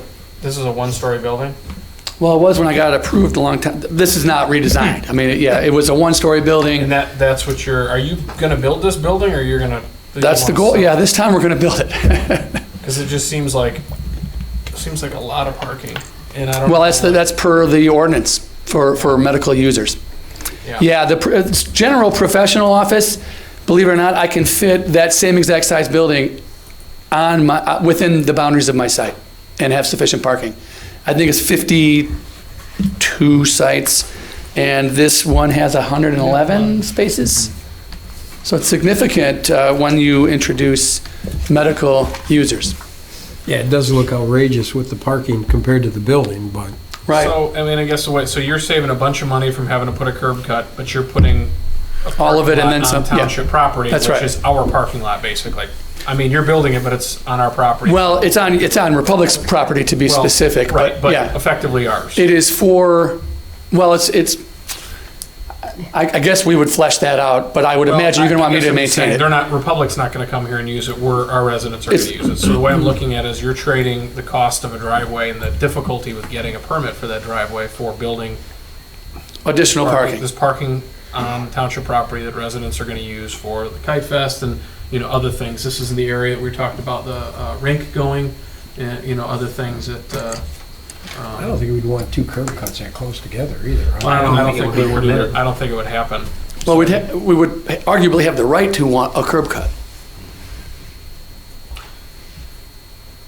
We'd have to access it somehow. Well, I mean, we have the right to access the property. We can't landlock you there, I mean. But yes, it would be in close proximity to either the collector, I don't know what you call this road, or the residential driveway to the west. I mean, it's just not a great outcome either way. I mean, if we don't have a problem as a board that he doesn't like it, I think the maintenance agreement, that would be an easy thing to negotiate. I mean, I think you're just looking to see if it's feasible, right? Yeah, if these benefits to the township aren't perceived as sufficient benefits, or if the ability to have medical users is not perceived as a benefit, then we would very simply go forward with our general office plan and figure out where to get the curb cut and how to get it in and build the building. I mean, we would prefer medical tenants. I think they tend to be less turnover and they're needed, so there's probably higher demand. Well, I don't have a problem with it. I mean, it's up to you. You guys can talk in the views. I just think that having a shared parking with the township is a huge benefit. Thank you. It's close to that playground area, which always seems to have, those parking spots fill up.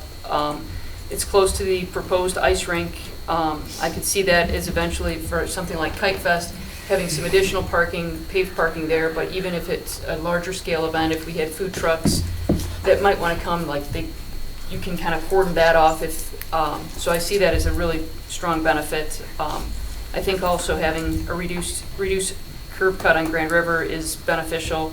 And I guess the only thought I had was as long as all of that meets fire code and truck, where's our fire marshal? As long as it's good with you, radii. We could probably stretch a hose over. And so long as our fire marshal's all right with it, I see really no downside to it. Thank you. I don't either. John, I think it's, I agree with you. I think it's a pretty good idea. I'd rather have that than a separate curb cut there from a safety standpoint, and the shared parking's good. So just so I understand, this will still be township property. You're not looking to purchase the property. It'll be more or less all done through easements or... It would have to be. Yeah, this is Republic's land. And we would have to have a tri-party agreement between the township, Republic Waste, and my group to define the acceptable uses and the required maintenance Yeah, considerations. and that's kind of thing, as long as the maintenance is worked out, so in, 20 years when the parking lot needs to be, whatever, or just that all, some sort of shared agreement between all parties, since we're all using it. I guess That's probably at the center of all that's this. what Carol worked out. Yeah. And then on this particular, and it might be getting it too far ahead, but just, I guess from a site planning standpoint, we do have a shared pathway on that drive to the north too. So connectivity from that, the sidewalk down that to the sidewalk on Grand River and into your building would probably be a benefit to everyone as well. Say that again, please. From the north. Yeah, that drive on the north side that you're connecting to is extra wide because there's like a shared pathway basically adjacent to the road. Yep. Leads into the park. So if there's putting a sidewalk from there down to the sidewalk on Grand River and connecting to your building is probably beneficial as well. But that's kind of outside this. That's more of the site plan aspect. Yeah, right. I'm good with it. Well, I won't keep you here any later then. Thank you all for your comments. I look forward to submitting this and getting it through. Thank you. Enjoy the night. All right, moving on to the consideration to approve the license agreement for use of township property for improvements for the Michigan War Dog Memorial. And I'll tell you, the reason that we're here with this agreement is because a while back, Phil, who's the caretaker of the War Dog Memorial, made a comment that he was getting older, and he was concerned that if something happened to him, no one would take care of the War Dog Memorial. It would not stay as nice as it is. So basically, Carol took the agreement and kind of redid it. We sent it out to Phil, who's the caretaker, and he agreed with it. And basically, this is what we come up with. And if you look at the Exhibit B, that just kind of shows you how many improvements he's done there, and it's really remarkable. And we thought it was a good idea to change this agreement to make sure that the township and the boards to come always maintain the War Dog Memorial. And that's basically what this is. Totally agree. Sounds like a really easy one. Yep. Well, the only question I had on this one, and I have nothing against the agreement or anything, but we do reference in Section 8 that future improvements and whatnot go to the administrative committee. Would this ever have to go to like planning commission or the board if they were to do some significant, any other improvements, or does this not fall within that? I don't think so. It's so Almost small. Okay. I don't know how much more they can even put on. Yeah, It's all wetlands. Well, and the other piece is when we had a meeting with Phil, he was in agreement that he tried to do additional improvements, we'd sit down and kind of flesh out the remainder of the site plan where he's going to put things and get that as part of the township's record as well. So that it's not just a free-for-all, he's not just throwing things in without our knowledge and then we end up with a bunch of stuff that we're not prepared for. Right. That's kind of my concern. All the improvements that are out there have been fantastic, and we know we'll eventually have to take care of it. So as long as if everybody's comfortable with the way it is, then that was the reason for the question. Anybody else? I'll make a motion to approve the license agreement for use of township property for improvements for the Michigan War Dog Memorial. I'll support. All those in favor say aye. Aye. Opposed? All right.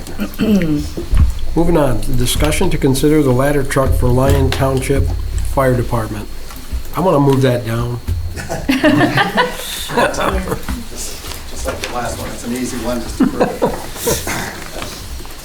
Okay, so we had this discussion for a while now, but more recently at the 2019 budget session, and the big things that we're looking at are need and budget. So this is our apparatus committee with Deputy Chief Doug Barry, Deputy Chief Reg Madeline, and Fire Marshal Brian Holzheimer, and they are here to have my back. No, actually, they did all the work in the last 11 months as far as getting specs and just getting the information on what would best suit Lyon Township Fire Department. So I sent you a bunch of information over the last few days. That's plenty to read, but I'll keep it brief and just go with the cover letter. And then if there's any specific questions you guys want to ask, what I'm trying to do is just move it forward.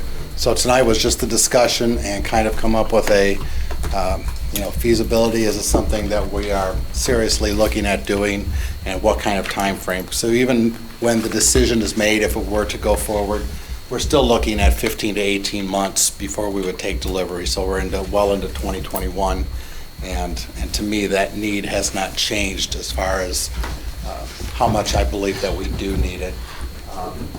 These gentlemen actually went out and did a survey of the 300-plus businesses. You want to touch on that, Reg, or as far as the 200 and... Yeah, what we did is, Fire Marshal Holzheimer and myself, we took a ride around the township about a week ago, and we were taking a look at all the commercial and industrial structures throughout the township. And like the DDA Administrator Tina Archer said, that there were 311 businesses-ish in the township. Out of those 300, we counted 233 with the current equipment that we have at our departments, that we would either not be able to reach the building by height, by the type of roof pitch or construction material made of the roof, or the sheer size of the building, like the Penrobs or the Magnas and stuff like that. Just if there was a fire in the center of the building, there'd be no way for us to safely reach those structures. So like I said, it was about 233 is what we counted throughout the township. And that doesn't count the residential structures that are going in with the 3-story walkout basements and then the extreme pitches on the roofs that they have in modern construction this day and age. Even with some of the roofs, we may be able to hit it with our ladders that we currently have, but it's just the safety of operating, trying to get up there, operating with the hoses and doing the work we need to, versus just putting up a ladder truck and operating safely. So currently our tallest ladder is 35 foot. It's a ground ladder, but I'm just going to end it there and take any questions or comments. Chief Barry was the chairperson of this committee, so he can probably answer the most questions, but we just wanted to throw the idea out there. Okay, I think that the key to any new vehicle or whatever we look at comes down to finance, right? If we can afford it or not. And I think that Patty has done some investigations on some different banking structures, and she's come out with some pretty good, a pretty good rate, and I'll give it over to Patty. Go ahead. Well, Ken came to me, and we've been talking about how we thought we would finance the vehicle. And so I reached out to the banking establishments that the township currently uses. And I have 3 banks that are interested in bidding on an RFP, and I have one that already has committed. And it would be a 10-year loan at 2.75% with semi-annual payments, the same as we do right now for the other truck. I think that is like cheap money. I don't know how I can get anything lower than 2.75, but I will try. And so the payment would be approximately, and this is borrowing it at 1.5 million. So that might not be how much the truck actually is. It would be significant lower if it's 1.2 something or 1.3. But I went to 1.5 just to see what our payments would be, and they would be with principal and interest $86,363.40 per payment. It would be twice a year principal and interest. We can choose when we want to start it, but we would be saving $48,000. So that's almost over 2.5 years of interest we would be saving if we paid for the truck up front, which I think is fabulous. But that's one bank, and again, I'll keep working on more, but that's phenomenal.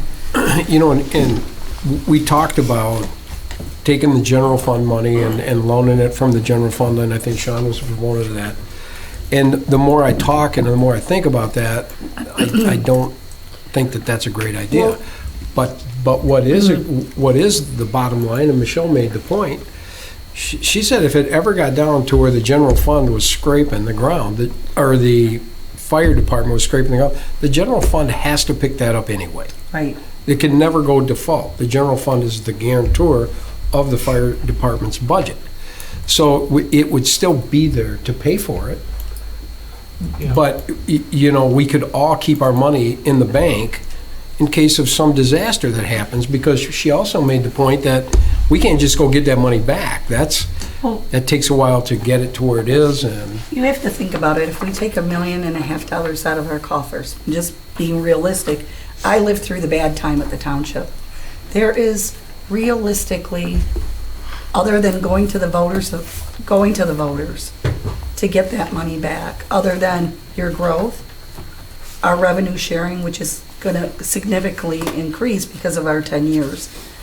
But really, realistically, there's no big pot that you can get that money back. You have to be, you know, we've been stingy, that's why we have money.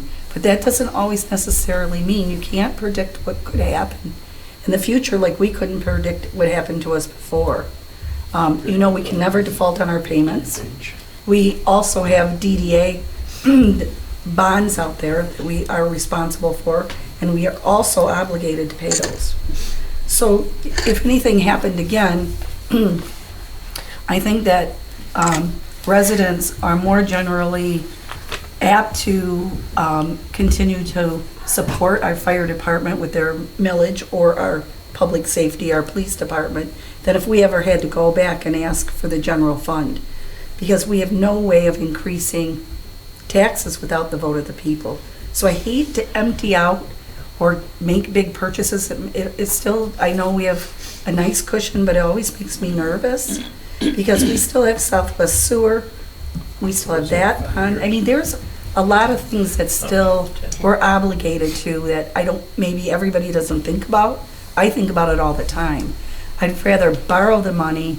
If anything happened, if they were short, the general fund would always have to be responsible to put that back. And if you take $1.5 million out, where's it coming back? What's the total that we'll pay in interest over that 10-year Well, period? this is $1.5 million.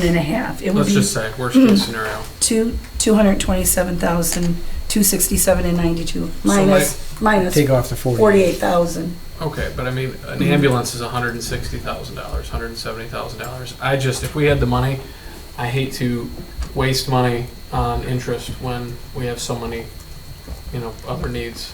And, I mean, I don't know what we make on our investments on average every year. pretty good.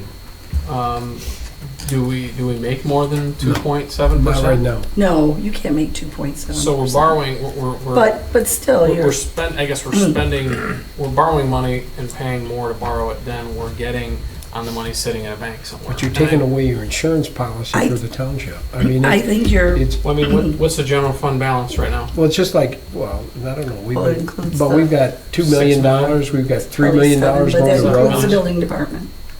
We got money going to roads that we're gonna pay off, and paving roads. But we've spent a lot of money too. I just, I just, back in the day, we couldn't even borrow money, Sean. When I first became the treasurer. I understand, but I mean, we didn't. got involved with some SADs that really extended us back then, and we Understood. got stuck with it. We're not in anything like that. But if you look at it, again, when you have money in the bank, Lawsuits. that's insurance. If you can borrow the money, you can always take that money and pay it off. If you get a windfall, if the township comes Want up to pay with it off something, early? or you can I always mean, pay there's it a off. lot of options.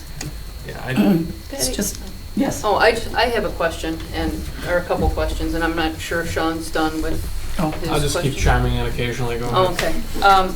So I'm not, I'm asking questions not to lead anybody down a path. I just need to understand a little bit of some financial stuff. So we have properties and businesses that have tax abatements.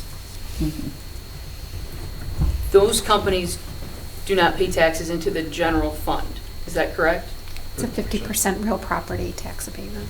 Yeah, 50%. So then, do they pay into our fire millage? Yes. Yeah. Mhm. So my question comes mostly from that concern that if we use general fund dollars, that some of these big companies don't pay 100% toward, but they do pay 100% of the fire millage, they're perhaps, and if I'm wrong, then, please correct me, but then they're reaping the benefits of a ladder truck as identified by all of these businesses, but they're really not investing, if we use general fund dollars, they're not investing the same percentage as our residents would be. So the residents are paying 100% of their taxes. These tax abatement companies or tax abatements are not participating 100% in our general fund. So why wouldn't we use the fund that they are paying 100% toward, which is our fire millage, borrow the money? They're probably, based on what you guys have identified with the number of businesses, it seems like they're going to be the more potential user of this apparatus. And I hear what Sean's concerns are with, if we have the money, why not use the money? But if these companies are going to be really the ones who might be using the apparatus more so than the residents, then I think that we should be spending the money out of what they're paying 100% toward. And I really hope that I've explained the thought process well enough so that so is that correct thinking? Yeah. So their abatement doesn't go on forever, first of all, and I would also say that my thought is, and it's evolved more than just, I guess, my statement that we should be using the general fund.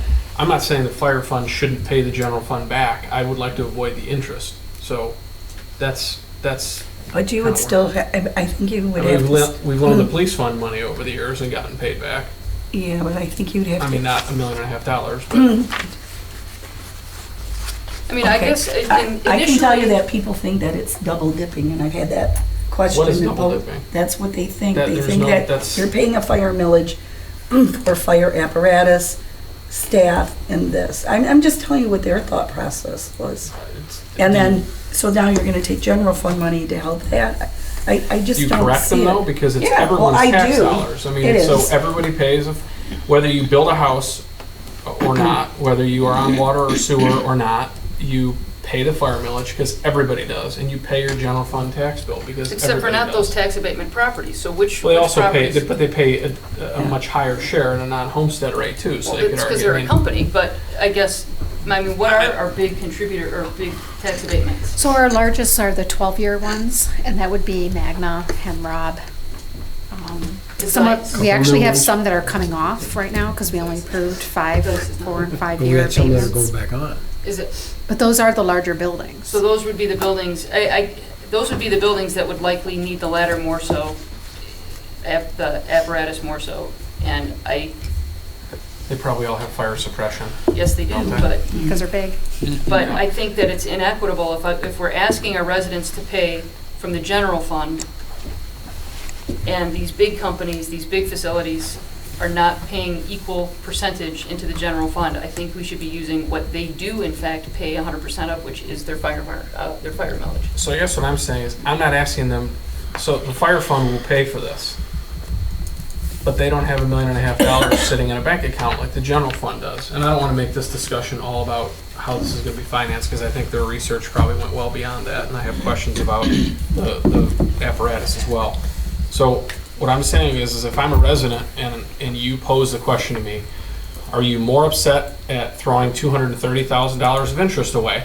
That's, my money, general fund or fire fund. Or are you more upset with me loaning the money, not paying a penny of interest, and letting the fire fund pay it back? I can tell you how I would feel. I'm just telling you how I'd feel, which is, why are you throwing away more than the cost of buying a brand new ambulance and all the other stuff it takes to deck it out on that? When I'm trying to put it in those dollars, I mean, we talked about $400,000 in breathing apparatus this morning, or this morning, yeah, last month, whatever. I mean, we're starting to really talk about, the most important thing we've done, and this township's probably done in decades for the fire service, is to add full-time staff like we just did. That is more important than any vehicle that, in my opinion, we could ever buy, because the truck doesn't show up with the fire out. These guys do. So I'll start with that, but I guess when we start talking about chunks of money that we're missing out on opportunities to better use or to save, that's why I'm bringing this up, and that's just my opinion. But it's moving it from one line to the other and getting it paid back over time to help. I would not support that though, because I see all the money, I That's see all the fine, books. but I mean, we've argued about this before. When we I loan money think what for, we need to do to save time tonight, I don't think we're arguing about who's gonna pay for it yet. I think what we need to do is to find out if it's affordable, are we willing to go forward with the truck? I think that's what they're here to ask you. And the questions about the truck would be really in order, is what would be in order right now.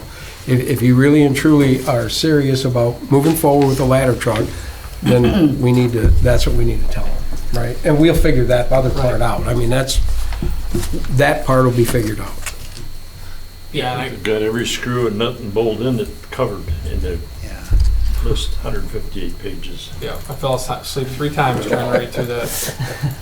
John, to answer your question, yeah, absolutely. If we can afford it, I'd like a ladder truck. I mean, when we did the CIP in 2017, we talked about how do we get to a ladder truck. If we can afford it, it'd be awesome. We have, the International Fire Code, anything over 30 feet, ladder aerial apparatus. So that's a lot of the township, and especially all those buildings on Grand River. Yeah. And here's the thing, we all know here at the table, we can afford it, okay? You know you can afford it, we know we can afford it, so I guess that's the key, is to make sure that we're on board with it. And I guess that's the key, whether they spend any more time on this thing or we call it good, and that's what we're looking for. Well, my question was I how are we at $1.5 million? It seems like a lot of money for this truck. It seems like I always thought these things were $1 million, and now we're halfway to $2 million. I mean, there has to be other options. I mean, we don't want the crappiest one that they make, but do we need, the Learjet? I don't know. Where are we at with this thing? Yes, we need a Learjet. That's next year. So he can answer, I hope, this I don't question. think Lear's cool anymore. That's not a good one. Some other Gulfstream is cooler than Lear, I think. I just want to correct that. So. Essentially, when we looked at the trucks, we looked at the chief, and Reggie and I went down to FDIC and looked at, I can't even count how many different makes of truck we looked at. There were some that were more cost effective than this. There were some that were far more expensive than this. In building this truck and designing this truck, one of the many things we were trying to do was replicate what we currently have. For ease of operation, for safety of operation, the drivability, the operability, the way the truck is set up, the compartments, the pump and so on. This truck is as close to mimicking engine 1 that we just bought as we could possibly make it. That was one of our goals, so that at 3 in the morning, whether I'm jumping into it, Brian's jumping into it, or God forbid one of our newer people are jumping into it and driving it, it operates the same.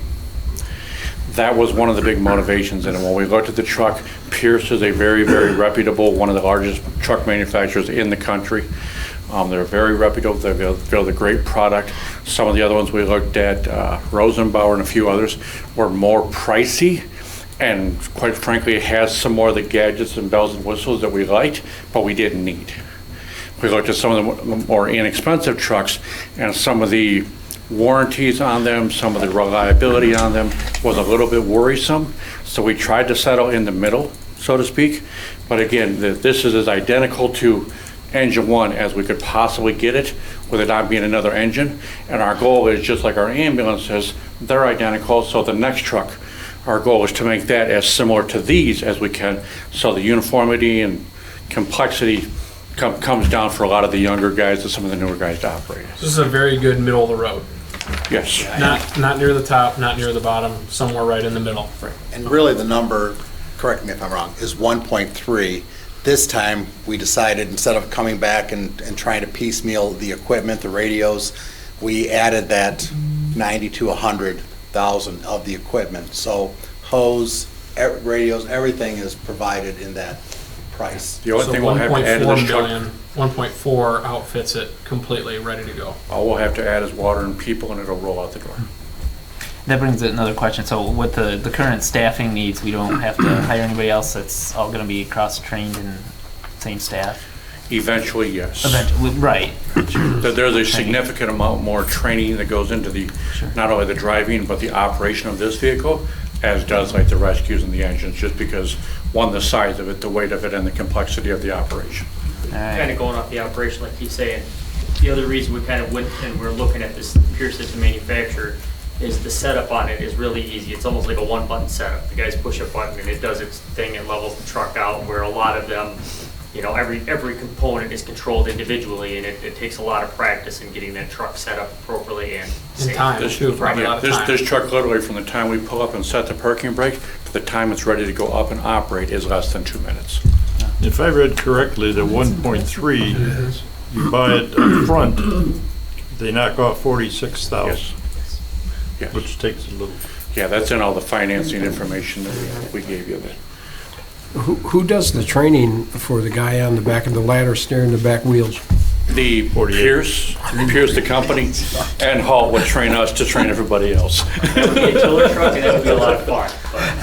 We'll take one of those. They still make them? With the Learjet. Serious? Probably like New York has to have them to get around the corners, right? Oh, you see the cartoons of the guy back there steering. The bigger cities have to have tillers to get around the corners. And if you want to clear that 2 million mark, when we were out at Pierce, one of the trucks they had is what we were looking at, but it was a 6-wheel steer. So all 6 wheels would steer to get around tighter intersections and stuff like that. They make far more. You do have a house for this. I'm sorry? Correct? This will fit? Yes, it's 47 feet long. John, I asked that same question. Yeah, Station 2, no. I have one critical question. It's red, right? I already asked that. Okay, it's not, it will be red. Will be red. Okay. Well, I guess that's what we need to know. Everybody seems like they're on board with going forward, right? Are we? And I, or whatever, are willing to sit down and meet with whoever wants to. If you want to have the in-depth discussion, I mean, we're available for that. All right, well, that sounds good. I think that you've got that we want to go ahead forward. We just got to figure out the financing, and we'll have to talk about that. Let's just say that in a month, this is on an agenda, and we figure everything out, and we say, go ahead. How long, I mean, you've done a lot of research. How far would you be from actually making an order at that time? I still think by the time we check everything, that it'll take a few months. To make sure that, one, we're going to go through this in even further detail to make sure everything's absolutely correct on it. By the time we get all the performance bonds and everything else in order, we'd be within a month of having a signed contract and the truck ordered. Just to make sure, because I'm sure Michelle and Patty are going to want to see every contract and all that kind of information to make sure everything's the other thing is, where it needs to be.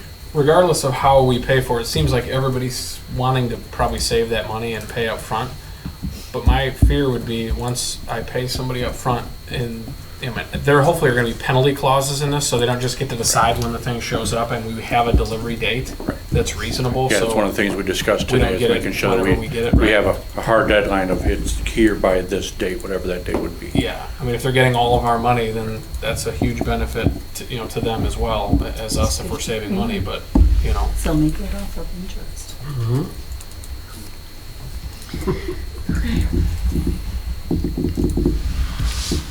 All right.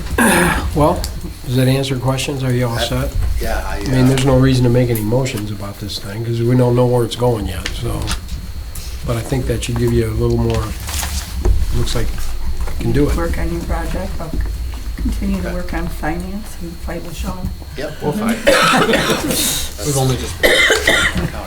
Okay. Well, thank you. Right, so it's not really a fair fight. Good work, you guys. Yeah, great work. That's a lot of work.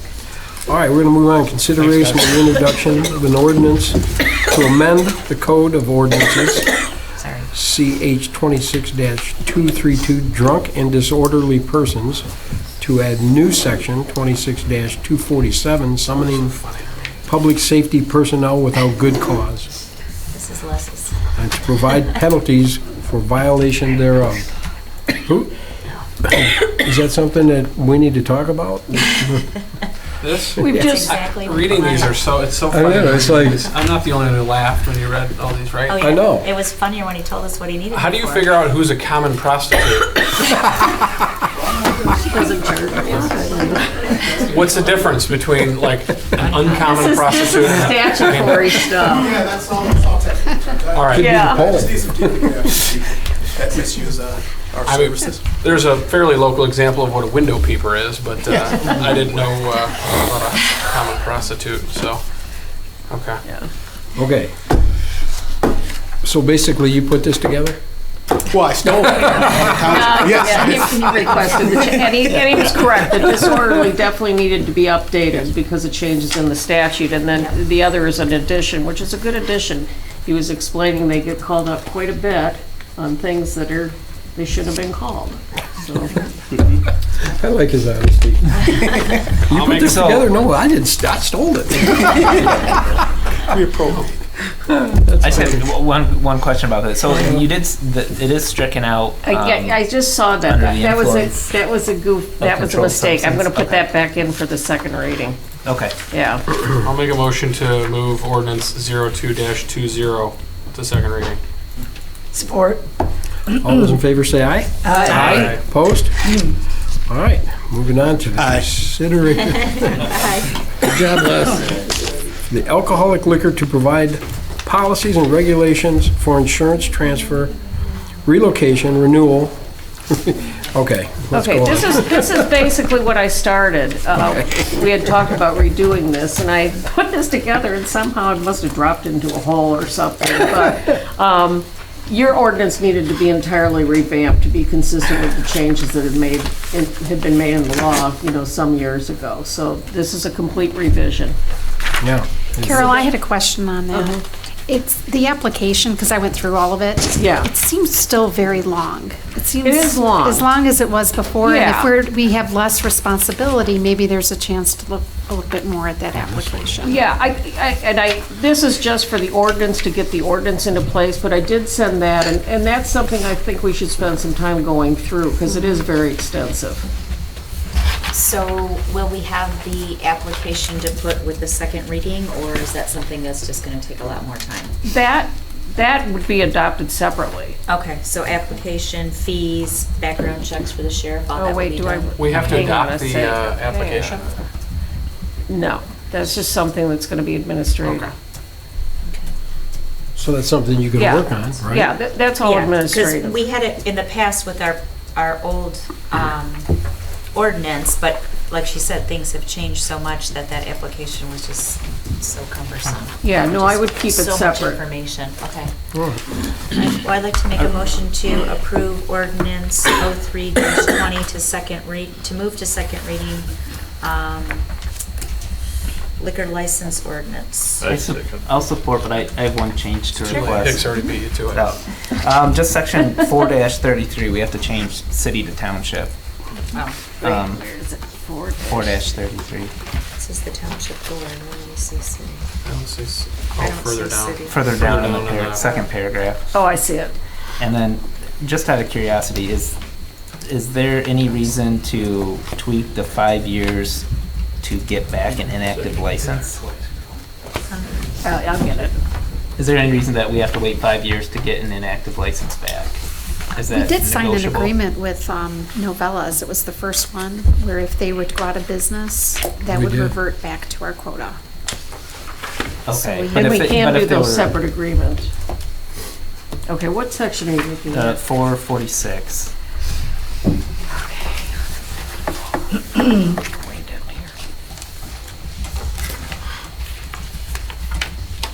It just seemed like 5 years was a long time.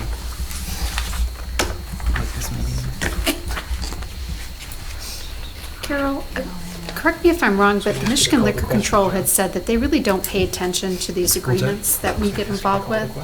It's really between the two parties. So I guess it would take as long as that takes between the two parties. I'm not sure if the liquor control would have any say in that or any time frame in that. Let me look at that section again.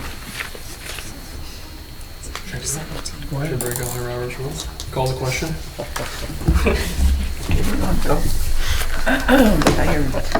Yeah, let's, all right, so are we good with that? Yeah. Okay, everybody's good? Okay, we have a motion, we have a second. All those in favor say aye. Aye. Opposed? Okay, called. Yes. All right, moving on to the RTA opposition resolution, and basically this is just a boilerplate resolution that the townships are going ahead and adopting because of the RTA not really coming to our township. It would be to everyone that I've talked to. I don't think it's going to any other township. So you're going to be paying millages and getting no service from it. I'll move to adopt resolution 20-07. Support. All those in favor say aye. Aye. Opposed? Okay, Leslie, this is yours. Okay, thank you. On your agenda is the consideration of contract award for the Marjorie Ann / Woodside Acre Sanitary Sewer Force Main. As you may recall, this was authorized on November 18th, 2019 at a special board meeting. We completed the design of the project and bid the project to 5 contractors that we have worked with in the past. During that process, a 6th contractor actually contacted us and wanted to be added to the bid list, so we allowed them after checking their qualifications. And we opened the bids on January 28th. We received 3 bids. The low bidder is D'Angelo Brothers. They submitted a bid in the amount of $171,003. And some of you may know D'Angelo Brothers. They perform all of your water taps, and they've been phenomenal to work with. So I'm very pleased to recommend contract award to D'Angelo Brothers in the amount of $171,003 for your consideration. Leslie, what was your original estimate on this? $218,956. So we're well Yeah, underneath they your, came in low. that doesn't happen very often. Nope, so, and D'Angelo Brothers is They do a great really job. good, yeah. Outstanding. Can I Very just good. make a motion to award the bid to D'Angelo Brothers in the amount of $171,003.00. All right, all those in favor say aye. Aye. Opposed? Fantastic. Okay. Motion to adjourn. All those in favor say aye. Aye. Done, thank you. And the time is